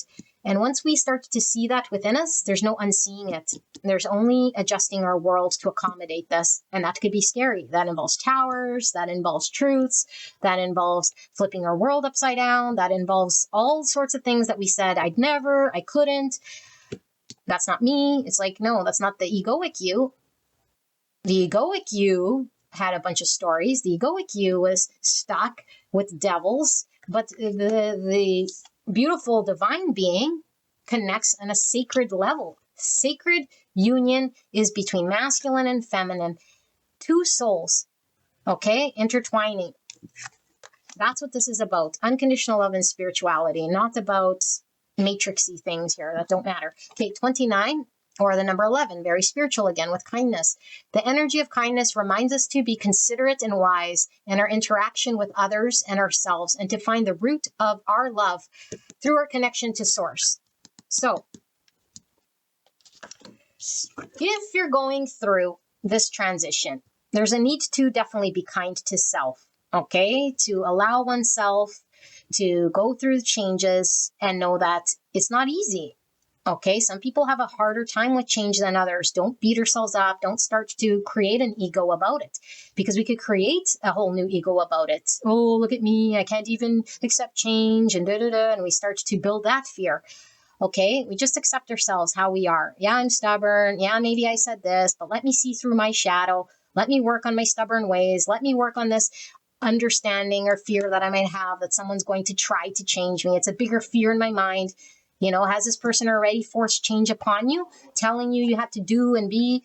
Probably not. You know, this is an unfounded fear. Is this person pretty accepting? Have they shown you unconditional love? Are they pretty kind to you? Are they nice to you? If they are, then you're the only one concocting these fears and these devils and these limitations. They're going to tell me what to do. I'm going to change my world upside down. I'm do. Like, no. Has anyone said this to you? If they have, then that's not your person. If they have, they don't unconditionally love you. I feel this person unconditionally loves you. You're just fearing making change. Okay? This is a fear of commitment. This is a fear of acknowledging a truth. So if you're one that waves the flag of truth, you know, integrity, honesty, then look at this, because you're lying to yourself. Okay? This is a cowardly energy if we're in denial about it. Now, if we're not, and we know that we have to change this, then it's be kind to self. But it all starts from being honest and truthful with ourselves in our own position. It's not this person forcing anything upon you. It's you having to be comfortable facing your fears and your shadows to make change and commit. Okay, now this doesn't mean everyone needs to get married, have 10 babies, and, you know, and have the traditional life if they don't want it. But what is it that this person wants? Okay, they want to be loved. They want acceptance. This comes with trusting. This comes with letting go and surrendering, and not being so held back at the crossroads, not even wanting to pick a stick. Things need stability in order for it to grow, whatever the growth of the thing is. It can't be flying in the wind like a Knight of Cups. What is that? I love you. Okay. And then what? I have feelings for you. Okay. So what? Like, we're squandering energies here. While we're in the 3D, there's reason for mission. There's reason for stability. There's reason to grow something. Okay. And if you don't want it, that's fine. Then the other person needs to love you unconditionally and say, no, pile number 3 wants to hang on to the old world. That's a tower that's about to fall. That isn't giving them love. That's very cold, but they're choosing that. Okay, they can choose it. I'm not going to keep dancing in their dance. So if you're giving this person energy and you feel depleted, Spirit is telling you, pull your energy back. Be kind to yourself. And don't stay around with somebody who isn't a hell yeah. If they're not a hell yeah, they're a hell no. Okay? And so why buy the milk if they have the cow for free? They're not going to do any change here if you're not helping the situation. So time to pull your energy back. This person needs to decide, and this person needs to make a decision here in regards to stability. If that means tearing down what they already have here, one stick at a time, then that's what it's going to take. If they don't want to do it, then they got to deal with the consequences of their actions and their choices. So pile number 3. This is your reading. I love you guys very much. You don't need to listen to that advice, or listen. You already listened. You don't need to take that advice. Okay? It's just guidance from Spirit. And if you don't want it, then don't take it. And then whatever. It's up to you. But if you're pulled to another pile, I will see you there. All right. Bye-bye. Oh boy. Pile number 4. You guys picked the Surrealist Tarot. Absolutely wonderful. We're going to get into this reading. We're looking at guidance advice for your connection. What are you supposed to do? What is the best thing to do? Okay, that will bring you guys either closer together or allow movement. Maybe that means further apart, but it's healing, it's movement, and it's progression, whatever progression looks like. Okay, but before we get into the advice, we're going to look at the connection so that we know that you've tapped into the right pile. Now, I do highly suggest you go listen to the intro, please. Please, please, because this reading might be very triggering. And I'm not meaning to trigger anybody, okay? So do that. And then if it's your first time at my channel or to tarot, go listen to the disclaimer. And yeah, that will allow you to understand what this is all about. So Spirit, clear and concise message for the greatest and highest good of pile number 4. How will they know that this is their pile? A little bit about their connection, what is going on, so that we understand. I feel this one. So that we understand what's happening in their connection, so that they know whether this is their pile. Clear and concise message for the greatest and highest good. Please protect me and the viewer as I channel this message in a way that the viewer will understand. Thank you so much. And thank you so much, pile 4, for allowing me to tap into your energy and the energy around you at this time. I'm so blessed to be here. Now, you might have to crisscross the energy. If I say to you and it's your person, then feel free to do that, okay? Don't force the messages to fit. So, energy check. 10 Wands. Someone's had enough. King of Pentacles in reverse. Someone's not providing commitment or unreliable here. This has been the burden. Star, healing. Potentially a destined connection. Something about the future here. A wish for the future that might not be fulfilled. So, Queen of Wands. Somebody's feeling, again, the heaviness, maybe underappreciated, undervalued. 5 Pentacles out in the cold. And the Chariot in reverse. So no movement. And definitely a lack of balance, stability here. A lack of it. The Hierophant, maybe even a lack of commitment, potentially. Page of Cups. Somebody probably owes an apology or is a little emotionally immature. 6 of Swords in reverse. Stuckness, stuckity-yuckness. And we have the Fool, Aquarius energy. I need to take a leap of faith and a new beginning in this connection to explore. And the Page of Wands, communication, exploration, excitement to take a chance and see what's around the bend. But we're stuck. Okay, so let's see what's happening here. 6 of Pentacles in reverse. So we have a lack of balance, clearly. So that means somebody is giving more or somebody's not giving at all. So King of Pentacles, Virgo, Taurus, Capricorn, Aquarius, Taurus, Cancer, Aquarius, and Aries, Leo, Sag. I'm so itchy here. Okay.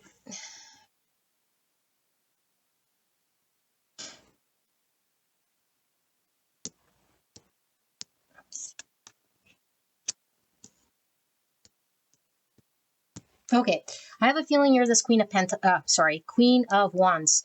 Okay, but you might be this King of Pentacles coming in. I'm so sorry. I want to keep this very clear. I just read 3 and piles, and so I'm all blah. Linda, calm your tits, woman. Okay, Queen of Wands is most likely your energy. I have a feeling you're dealing with the King of Pentacles, okay? You might be here as the King of Pentacles, and that's fine, but I'm going to read this reading as you are this Queen of Wands, okay? So if this is your person, then flip it. So, Miss Queen of Wands, beautiful angel, full of fire, okay? You're a beautiful soul here, and your connection with this King of Wands has been something that hasn't reflected back to you your worth, okay?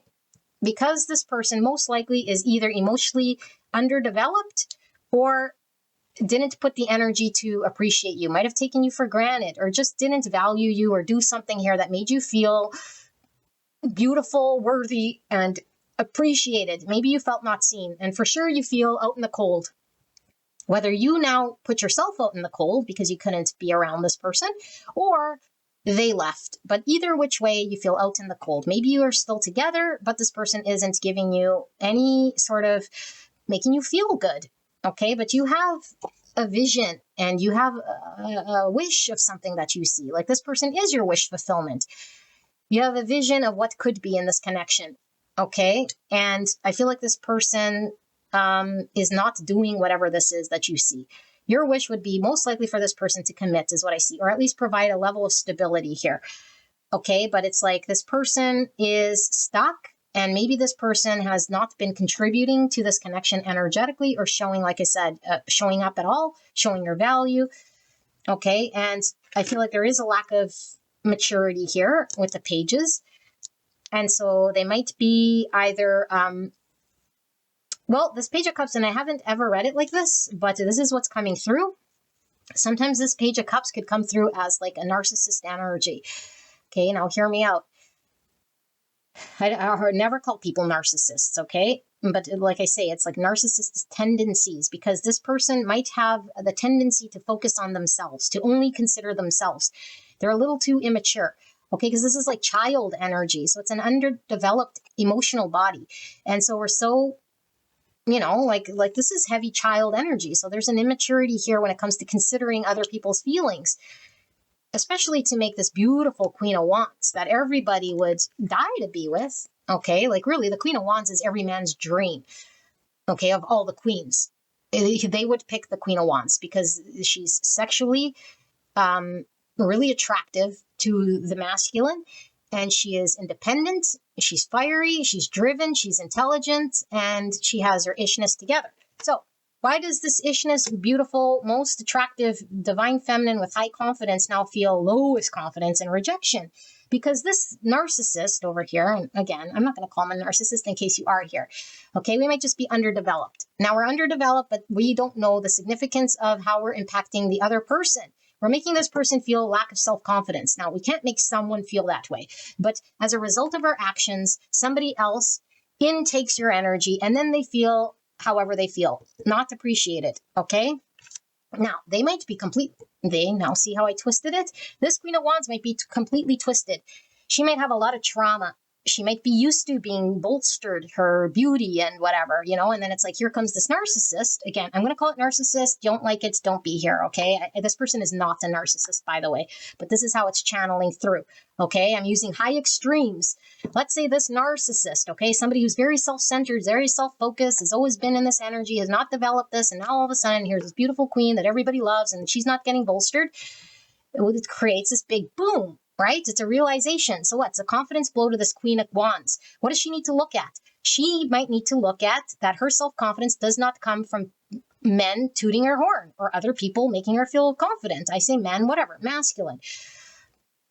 So much for, oh my gosh, like masculine, feminine energy. Like I'm just like, man, woman, okay? Anyway, don't like it, then like I say, then whatever, don't be here. So this Queen of Wands, she might be completely out of whack thinking that she's this Queen of Wands, okay? Because this is how she's always been treated, okay? Everybody's beautiful. Everybody has beautiful essence, okay? But if she's used to this, then she has an ego about her, okay? She needs to check herself before she wrecks herself, because now she's getting a reality check by this narcissist, okay? Now, she is worthy of love. She is most likely attractive. She is most likely have all of these qualities. But if she's this rocked by this narcissist reaction, she has an ego about her that she needs to heal. And the only way she's going to feel okay in this connection or any connection is when she removes this ego about her, that someone else is going to dictate how beautiful she is, that someone else is going to like impact her confidence in her, and he needs to say this, and he needs to show this, and he needs to do that. He better come correctly. Like, if that's her list, then she's going to be forever searching for someone who's going to kiss her feet. And if she wants to do that, she can go right ahead.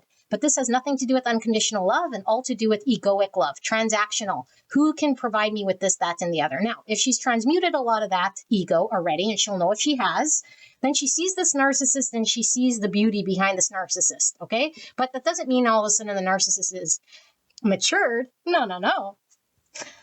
Sorry. Oh my gosh, these readings.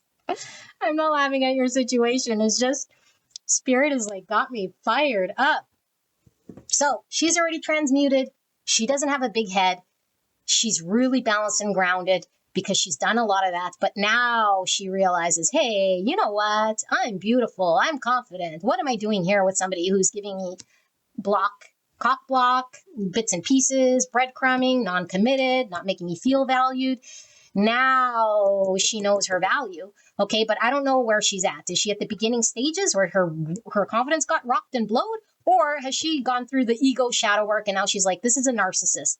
Okay, now, is she calling him a narcissist? Clearly, she hasn't done the shadow work, but she sees this person who's underdeveloped. And if he's underdeveloped here, there's nothing she can do to progress this. Okay, this is an organic flow of growth, getting to know oneself and having experiences and a mirror held up so we could see your own deficiencies. So what's happening with this other person, which I've been calling a narcissist, just for the point of this reading, so it could come through.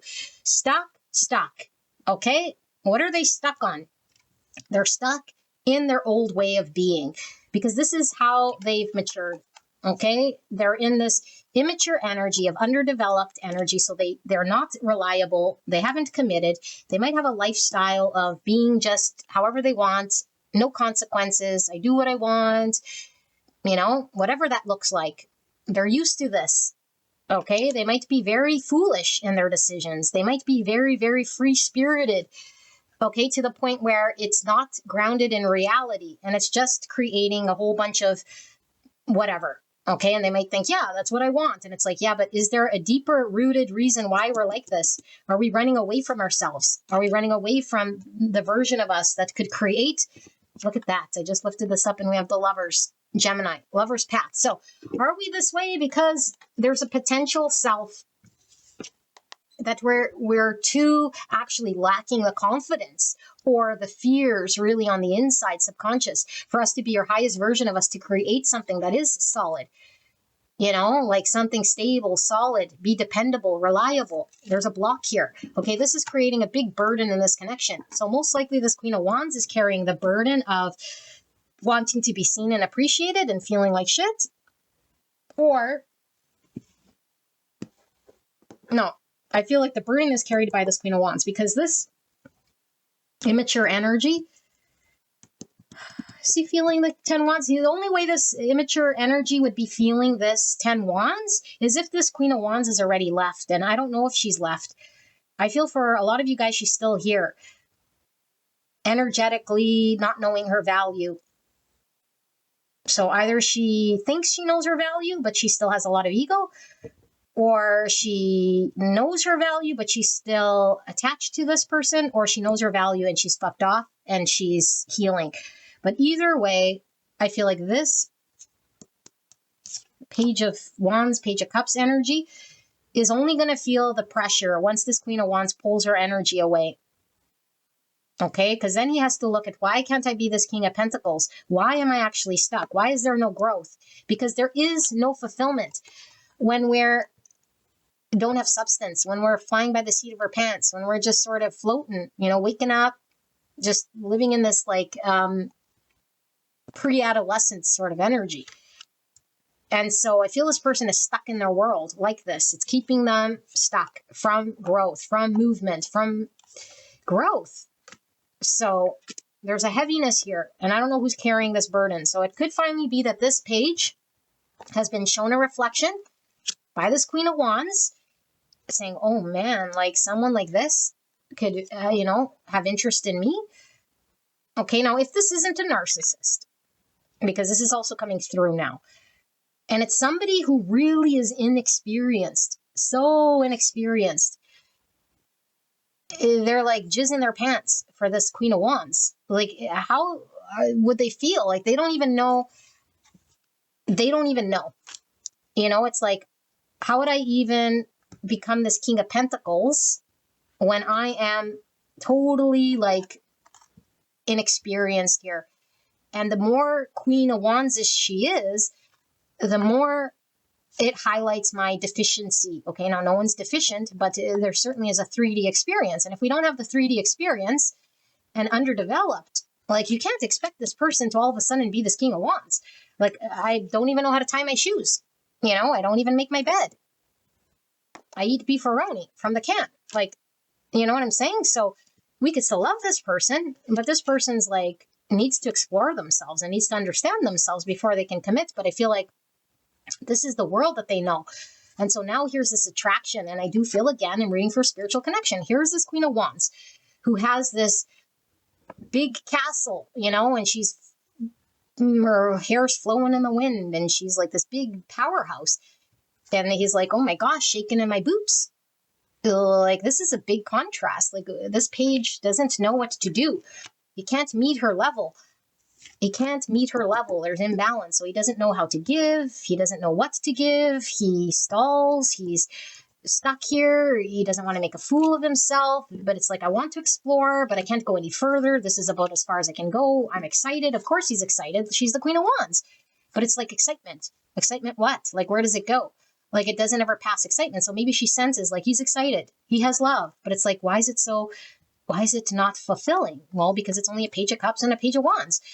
He's not capable of being in any deeper sort of energy here because he doesn't know or connect to it. He never has, never will, doesn't understand, And so that's another scenario. So if you resonate with this, spirits, let's take a look at your guidance, advice, because I feel like someone's had enough, and there's a lot of fire here with this 10 wands. Like, this page, like I said, is like jizz in my pants, because there's so much passion here with this 10 of wands. It's like the passion blinds me. I'm like so intimidated. Like, 10 wands, like, that's crazy. Like, I can't even think straight. Okay, so how does he work his way through that?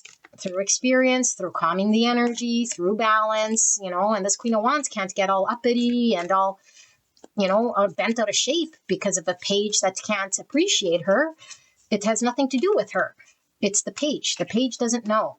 So, Spirit, clear and concise message for the greatest and highest good of pile number 4. What is the guidance? What is the advice? Now, I don't know who I'm going to see advice for.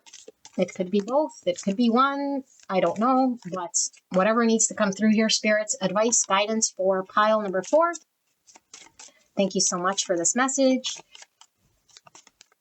Guidance and advice in a way that pile 4 will understand. Thank you so much. What is the guidance? What is the advice? What do they need to know? How to proceed? How to deal with this situation? What is the best course of action here, Spirits, from the highest? Thank you so much.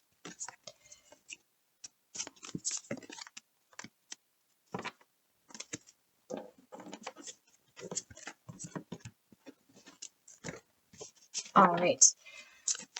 And I make no judgment. I love all of you guys, whether you're the narcissist or the page or the Queen of Wands, in early shadow work or not.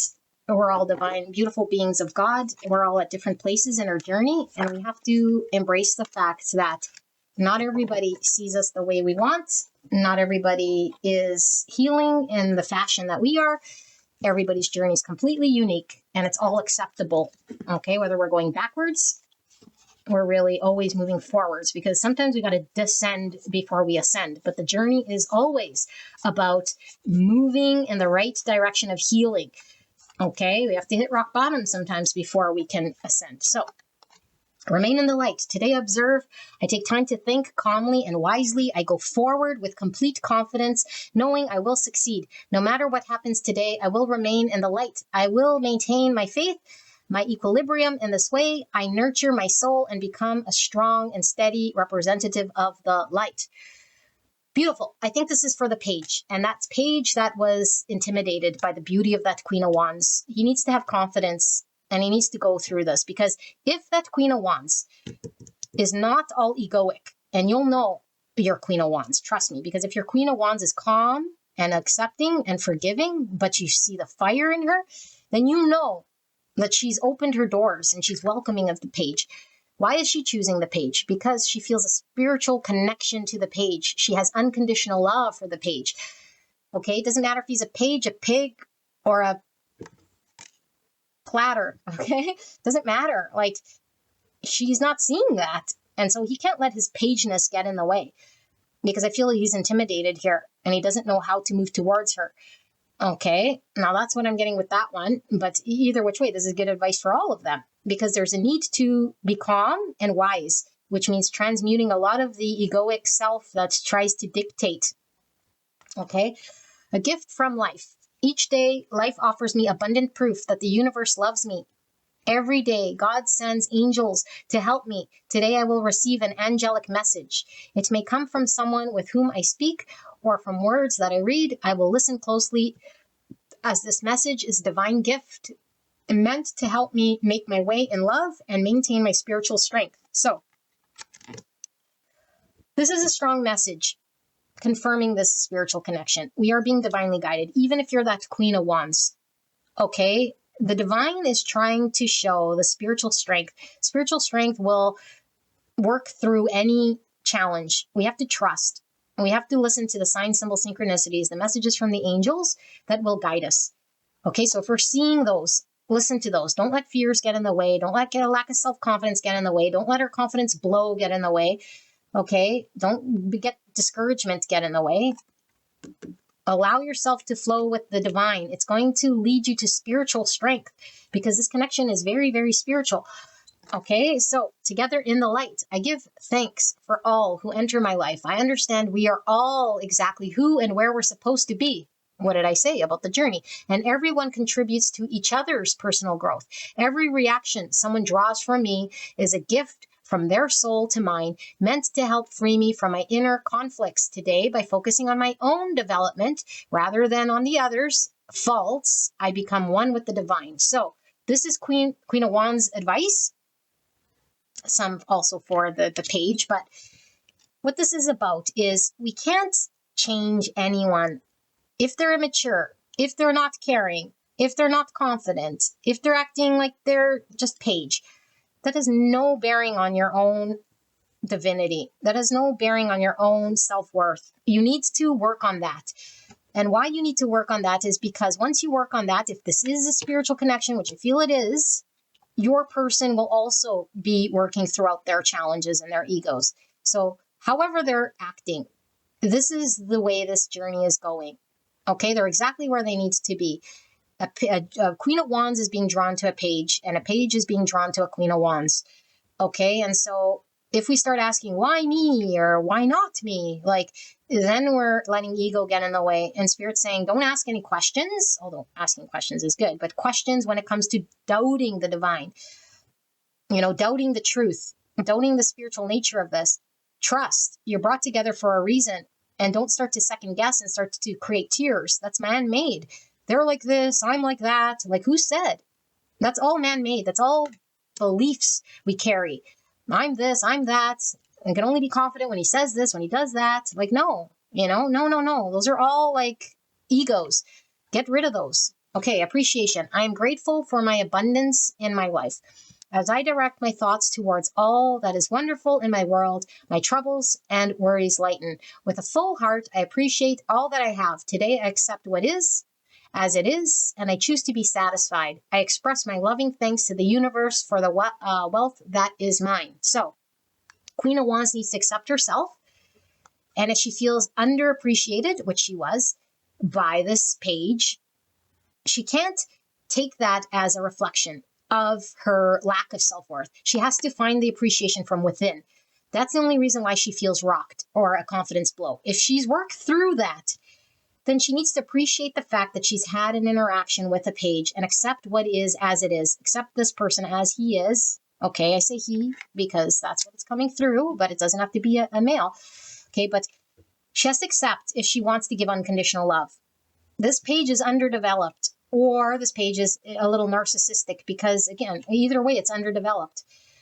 Okay, so however it's manifesting in this connection, she can either take it as personal, which is ego, and she could say, well, he's not appreciating me. And it's like, okay, so what do we need from this page? We don't need anything from the page. We could just be loving of the page and accept the page as he is and connect to Spirit, let Spirit do the magic and work on our own ego. If we have ego blow, if we can't accept a certain part of ourselves, and so we need that validation, why?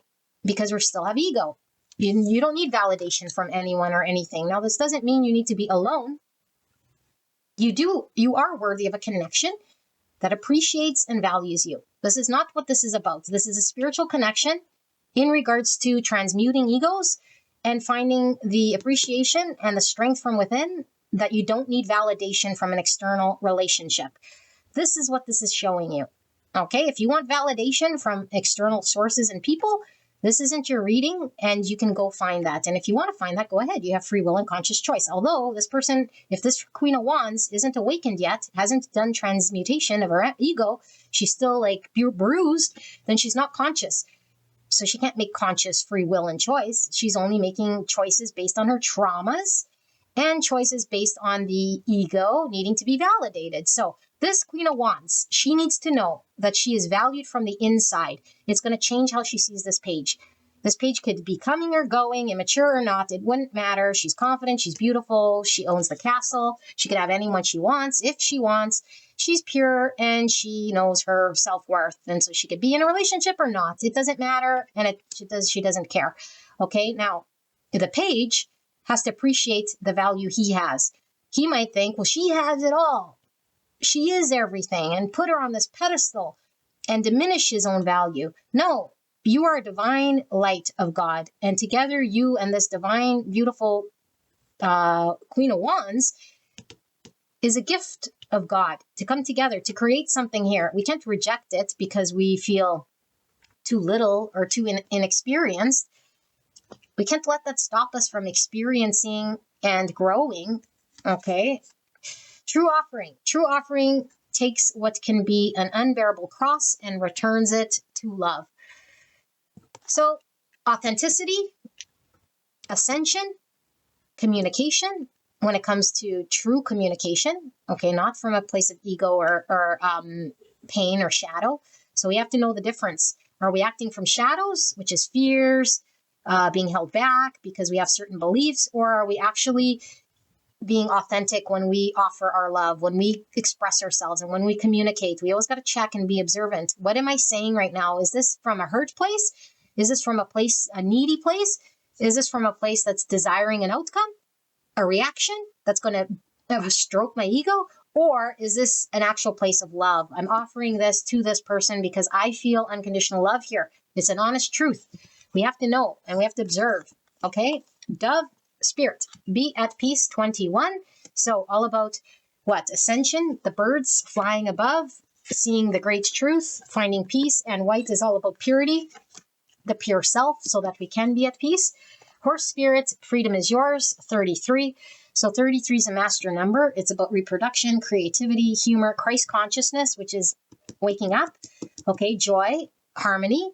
Now, white horse is also white, okay, which, like I said, is purity. The only way we could ever be free, like truly free, is to free ourselves from egoic beliefs and constructs. That's when we know we found our pure self, okay? We don't got to go searching for the pure self, the authentic self. It's already there, but it's covered by egos, pain, suffering, shadows. And so our job is just to transmute the egos so we can be free and liberated, so we can make conscious choices. So I feel like the only way we know we're free is when we've liberated ourselves from ego. Okay, so if you're the page and you're still feeling like totally overwhelmed, there's a need to free yourself from your ego. Otter Spirit, you are never alone, 42. Or the number 6, 6 is lovers. It's about a choice. Again, a spiritual lover's partnership. Okay, Gemini energy. But look at these two beautiful otters with the heart. I feel these two have been brought together. Very different. Maybe there's a major age gap as well. Okay, that could be for a lot of you guys. Okay, or a cultural difference here. Something that's very dramatic when we see each other, but never alone. So this Queen of Wands, if this page is still immature, if this page is still can't get his shit together because he's still eating beefaroni from the grandma's basement, it's okay. You're never alone. Connect to this person spiritually. The essence of this person is always there. Okay, there's a need to connect to that. If you want to have healing, if you want to work through ego so you can connect to oneness. This is all about oneness, working through shadow, working through separation. So that's the lack scarcity mindset. Okay, where we transmute a lot of that belief so that we can connect to another. This is what we're working through. Joy. The energy of joy activates our feelings of happiness and well-being and supports a high vibrational frequency in our being. So we were getting that with 33. Like I said, it's all about joy. 28. And 28 is 10. 10 is about transformation. I feel like both these people are being highly transformed into the best version of themselves. Okay, and this person might be a page right now, but their potential is unlimited. And I feel like both these people bring joy into each other's life. Okay, I feel like a very childlike love here. It's pure, it's innocent, it's fun, it's very bright, and it's supposed to show the world how to love, how to be free, how to free ourselves of constructs, limitations, not to buy into beliefs of the Hierophant. This is like unconditional. This is unconventional love, I feel. Okay, but it might be bringing up the inner child, which might make us feel, alive, but at the same time, it's like contradicts a lot of what we were told. And so there's this uneasiness because there's the reality of the matrix. And then there's how I'm really feeling on the inside, which is connected to the divine. And so we might feel uneasy, but we got to connect to the divine. We got to connect to the inner child. We got to free ourselves. We got to connect to the purity. We got to transmute the shadows. So we have path of least resistance, choose ease and grace. So we're fighting, we're resisting. Okay, so either we're fighting our own self, if we're the Queen of Wands, by not sitting in the energy of knowing our own value, or we're resisting the connection because we're that page and our energy is giving off this, I'm not comfortable and confident in knowing how to, so I just don't. Okay, so we need to go with the flow of this connection, not resist it. Spiritual awakening, shift or be shifted. This is totally the energy I'm feeling here, because the spiritual connection creates a spiritual awakening, which is it rocks our world completely upside down. Specifically, I feel for this Queen of Wands, well, for both, but the Queen of Wands, I feel her world's been completely upside down. It's like, I knew myself to be this, this, this, and this. And now here comes this page, and it's not about it being a page, but it's like a judgment here. Yes, this page is opening your heart space. You've connected to something that's freed you. This page is a true part of your inner child being mirrored back to you. What you love in this page is in you. You've just been lost about it. And now you see it in this page. And so in this page sees this Queen of Wands on a pedestal. So he's been wakened up. Shift or be shifted. And it's like, oh my gosh, like this Queen of Wands is everything I'm not, according to him. But he's falling in love with a part of himself he sees in her. She is this beautiful version of him that he hasn't seen, or he suppressed, or he denied, or doesn't know is in him. And it's there. I assure you it's there. He needs to connect to it. They're both being connected to that. Now, if it's the narcissist, okay, is also being woken up. What's he being woken up to? When there's a spiritual connection, there's a divine essence behind all of those destructive ways of being. And so this is mirroring back to him as shadow. Look at the light and the dark. Okay, so we both have, we all have both sides, the yin, the yang, the shadow and the lights. And it's up to us to transmute and find balance. And so this, I call it the narcissist. I'm sorry. And if you want to leave mean comments, I'm just going to delete them. No, I'm just joking. I'm not going to delete them. I get it, because no one's a narcissist. But I feel like somebody here doesn't know, how to be considerate, because they weren't ever needing to be considerate of anyone but themselves, But there's always a deep-rooted thing, a suffering thing that needs to be worked on and seen in order for there to be healing. Inner strength. Nothing moves me from my path to the light because I have complete confidence in myself. Nothing moves me from my path to the light because I have complete confidence in myself. I realize my innate qualities and abilities and know that with God I can do anything. All the power I need is within me. This is for all of them. Okay? Child, like Page, and the Queen of Wands. The inner strength has to be cultivated from inside. This Queen of Wands needs validation, and she might have already done the work, like I said. If she still has a confidence blow here, she needs work. This comes only from her own inner strength. It's not going to come from anyone else. She's been brought into the presence of this page to mirror this back to her so she knows her beauty. She has to find it in herself. She has to do that if this is a spiritual connection in order for this page to come around. Or unless she's going to sit here suffering, crying, being self-conscious. Why did it not work? Okay, no. Who cares right now? It's all about self, and it's all about transmutation of energy so she can work on herself. And she might say, oh, I am confident in myself. No, because if a page rocked her this bad, trust me, she wasn't confident. She had a mask, a version of her to the world that she thought she was. That's not her true authentic self. That's a version of her she was putting out there. And she believed it to be her. I am confident. I am this businesswoman. I am beautiful. I am all these things. And she could be. But really at the core, She needs to feel it and understand it and be shown this beautiful inner child of her that was silenced. The inner child that wants to run in the mud and eat beefaroni from a can. This is what she craves. This is why she's attracted to this page. And this page doesn't realize how much beauty he has. He is this Queen of Wands. Maybe he hasn't, I don't know, he's not the owner of Amazon, but he certainly has this quality of inner strength about him that is free. It's a beautiful energy of doing what he feels called to do. It's a freedom. It's a liberating energy. So he offers this, but he has to trust himself to show up, because she doesn't feel seen and appreciated by him. If only he knew, because he sees her as this beautiful thing. He's putting her on a pedestal. If only he knew how she actually felt really rejected by him. And he could say, why does she feel rejected by me? I'm just a page. It's because he's so blocked up and so frozen. So the more frozen he is, the more she feels rejected. So he needs to trust himself to show up, whether he's stumbling, fumbling, bumbling. It doesn't matter. She's going to appreciate that. Right under appreciation, she's going to feel loved and welcomed and valued. But if he's too tense and too shy and too withheld, it's she feels rejected. She feels not loved. Okay, but that's her own fault. If she feels that way, she has to not feel that way. So no one can make you feel anything.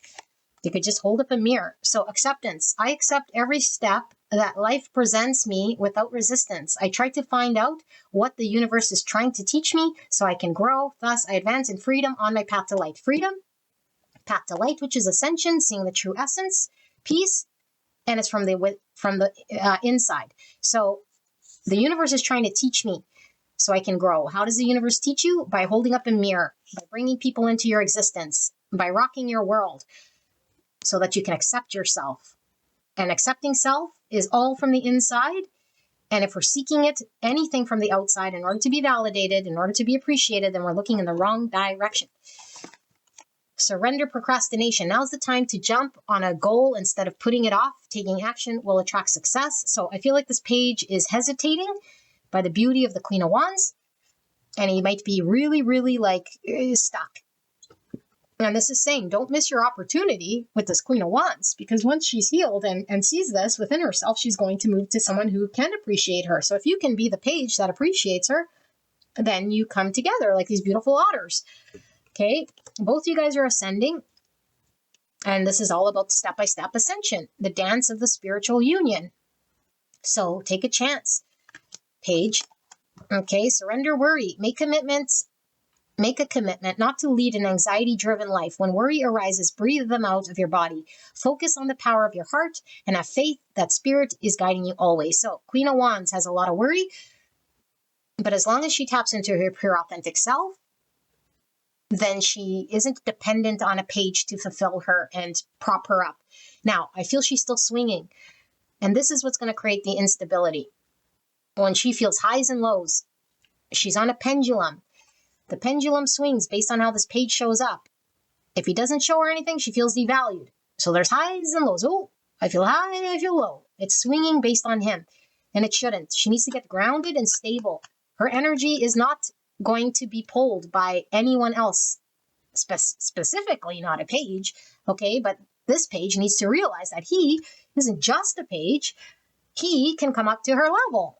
How can he do this? By also being authentic and surrender worry about how he's going to look, or if he can come up to her level, or what he can say, or what he can do. There's too much worry, too much procrastination. It's stalling this connection. Okay, be yourself, even if it is a page. So surrender the habit of people pleasing. Speak your needs and be your true self. Authentic self with the white dress. Okay, focus on your own happiness instead of always trying to make everyone happy. So this Queen of Wands, I have a feeling, depending where she's at, if she's not valued and appreciated, she tries harder. She's trying to get this page to like her. She's trying to please him. Okay, like the narcissist. So if she's trying to please the narcissist, no matter what she does, he's never going to see her value ever. So she needs to tap into her own energy. Stop trying to overgive and trying to get reaction from the narcissist, okay? So she needs to focus on herself. She needs to transmute energy. Once she's there and she knows her value, that narcissist, like I said, if it's a true spiritual connection, is going to realize what's happening here because they're soul tied. He's going to realize what she was offering to him, and he's going to be pulled to her direction, and he's going to have to transmute a lot and see himself through the mirror, the spiritual mirror. Okay, so either which way, there has to be focusing on self. And this page, the one that's immature, okay, not the narcissist one, he has to stop looking from the eyes of what do I got to be in order for this Queen of Wands to be impressed? What do I got to do? What stage? Like, he's living in the future. I have to be this person. I have to do this.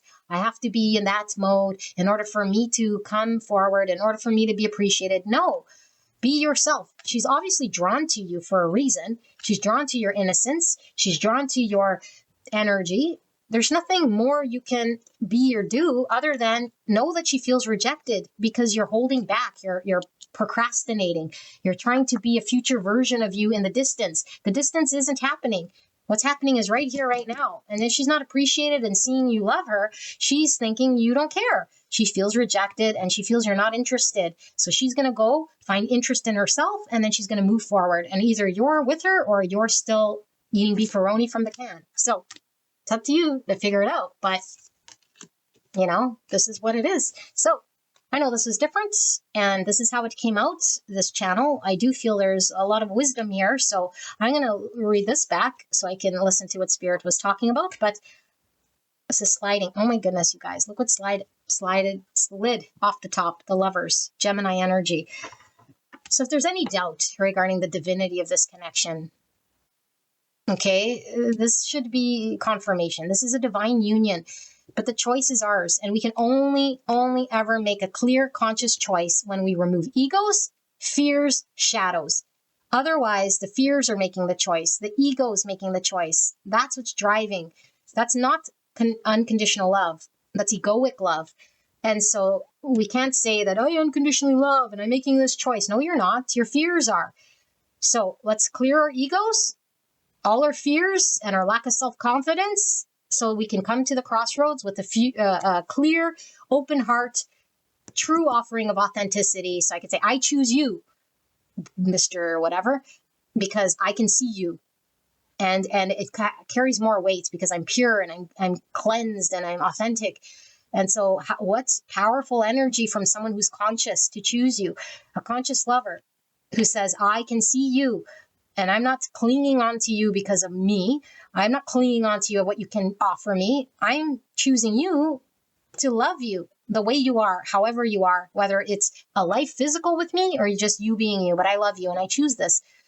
But that's conscious. And the other person needs to make the same decision, not run in fear, not pretend they're less than, not get so intimidated, not procrastinate to a future date when I'm good enough, when I'm confident enough, when I'm this, when I'm that. No, it's never going to happen. It's here and now. Life's too short. You don't know what the future holds. Stop procrastinating. That's a fear. That stemmed from fear of failure, fear of not looking good, fear of being too immature, fear of not completing something. You're the only one fearing this. She's not fearing this. She loves you. Okay? So, beautiful angels, this is your reading. I hope this helped you guys. I'll see you at the next one. Bye-bye.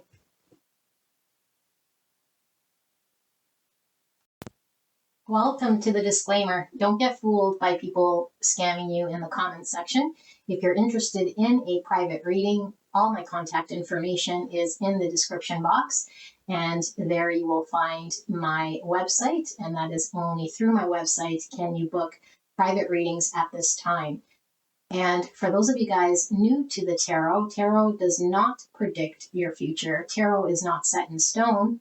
Tarot is reflecting back to you a state of consciousness that is something you can either resonate with or not. And so it's very important that you are in tune with your intuition so that you know whether the pile you're picking, the information coming through, is reflecting back to you your own intuition, state of consciousness, your subconscious.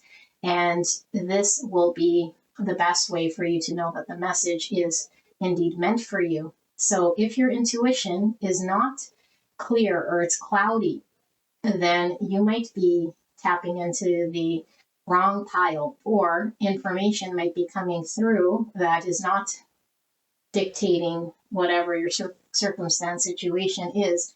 So it is important that you work with the divine to develop your intuition. Best way is to sit through the card layout, which I do include with most of my readings, where you can ask the divine to come up with what you'll see, feel, or hear to determine whether the pile makes sense for you. And so you can ask the divine to show you those signs, symbols, synchronicities, either throughout your dreams or throughout your day, and certainly throughout the reading, so that you can be assured that the messages you're tapping into are the right messages for you. If you are drawn to multiple piles with the pick a card readings, listen to your intuition. A lot of times energy is interconnected, and in this channel, a lot of times all my piles could be interconnected. So do not feel obligated to only select one or all or none. It is definitely up to you and your intuition. If you are in a pile and it is not resonating, there is no need to continue listening to that pile. If it doesn't resonate, sometimes it gives us perspective so that we know what is resonating for us. So even piles that do not resonate could provide some insight. Keep in mind that if you have strong energy in your presence, other people, situations, that could be quite heavy energetically or strong energetically, spiritually heavy, those might pull through the pile. So it might not be your energy that I'm picking up, but your situation, your circumstance, or people that you're dealing with. It's up to you to keep an open mind in regards to what it is that I'm connecting to, if it is resonating to your story. Do not take any messages that don't belong to you. There will be specific messages that come through for certain individuals, even though the pile might be your pile, but the specific message does not connect to you. Do not take those messages. Only take the ones that resonate for you. It should be the overall energy in that pile that is resonating to your story. It is the gist of that energy that should be overall the story or the energy of the situation, circumstance, or the person that I'm tapping into. If you are unprepared to listen to difficult messages, messages that offer healing, messages that might provide someone else's perspective that we're not quite ready to listen to, it might be a good time to come back when we're fully healed or prepared to listen to messages. My commitment to you is to read the cards with transparency and as much compassion as I can. It is difficult for me to provide you with any guidance in the comments section without knowing your specific situation. A lot of times the piles do come reversed and they might not match the exact description of the reading. And although I am posting the description of that reading, my intention is to always deliver that in which the description talks about. But sometimes spirit comes through with the mere reflection of either something objectively pulling through, some guidance pulling through, or something completely unrelated. And that is not up to me, and I certainly don't select what comes through. But Spirit knows when you will click on whichever video in order for you to hear the messages that are being pulled through. It might just be for one person, and that one person was needing to hear it. So if you are frustrated with that, it's early to tell in a reading whether it is resonating or not, especially if we've sat through the card layout. Again, do not feel obligated to take any messages that aren't for you. You can certainly switch your own situation, circumstance, or energy based on the reading you get. So if a reading does resonate, but you want a different outcome, then utilize the reading in order for you to make conscious choices, different decisions, guide the energy in a specific way that you want it to go. This is why we utilize the tarot and the oracle cards in order for us to be conscious of the energy and make shifts. Energy shifts very fast, and it is formless, and it is not time-bound, meaning I could be tapping into present, future, or past situations. If an energy feels like it's an old energy, it's past, you might want to go check out another pile. There could be one that's talking to your current situation, or we could be looking at a future state of consciousness. These readings might not make any sense to you at the time because it is beyond your level of comprehension. You might want to come back to these readings at a later date. That's why all these readings are timeless unless otherwise stated. And so, as I mentioned, it is up to you, depending on when you click on the reading, to know whether it is useful information to help guide you. All of my readings offer a level of healing, whether it is understanding someone else's perspective, if it is understanding our own perspective, tapping into subconscious energies, or looking at objective situations from the point of view of the creator. All information helps us to put the pieces of the puzzle together so that we can make better decisions when we're involved with difficult or challenging people or circumstances. This is the reason I do the tarot. I do not do the tarot so that we can dwell in hurts and in pain. So if we're suffering, we're allowed to feel how we feel. Pain is inevitable. We all suffer from pain, but the suffering is certainly up to us. And my mission is that we release suffering. Undue suffering does not need to persist. If we choose to suffer, it is because we're making a decision to stay in the suffering. The choice is always ours to get out of suffering. And so sometimes we don't like to hear what it is that's being communicated because it might release us or relieve us from stories, from comfort zones, from pains and clutches that we've used in the past in order for us to feel safe, in order for us to remain in our comfort zone. And as I mentioned, healing isn't always easy. So it is sometimes very difficult for us to acknowledge truths because sometimes a comforting lie is what we choose to believe in. I do not feed comforting lies. I will not read information or readings here that provide you a level of comfort and water the truth down.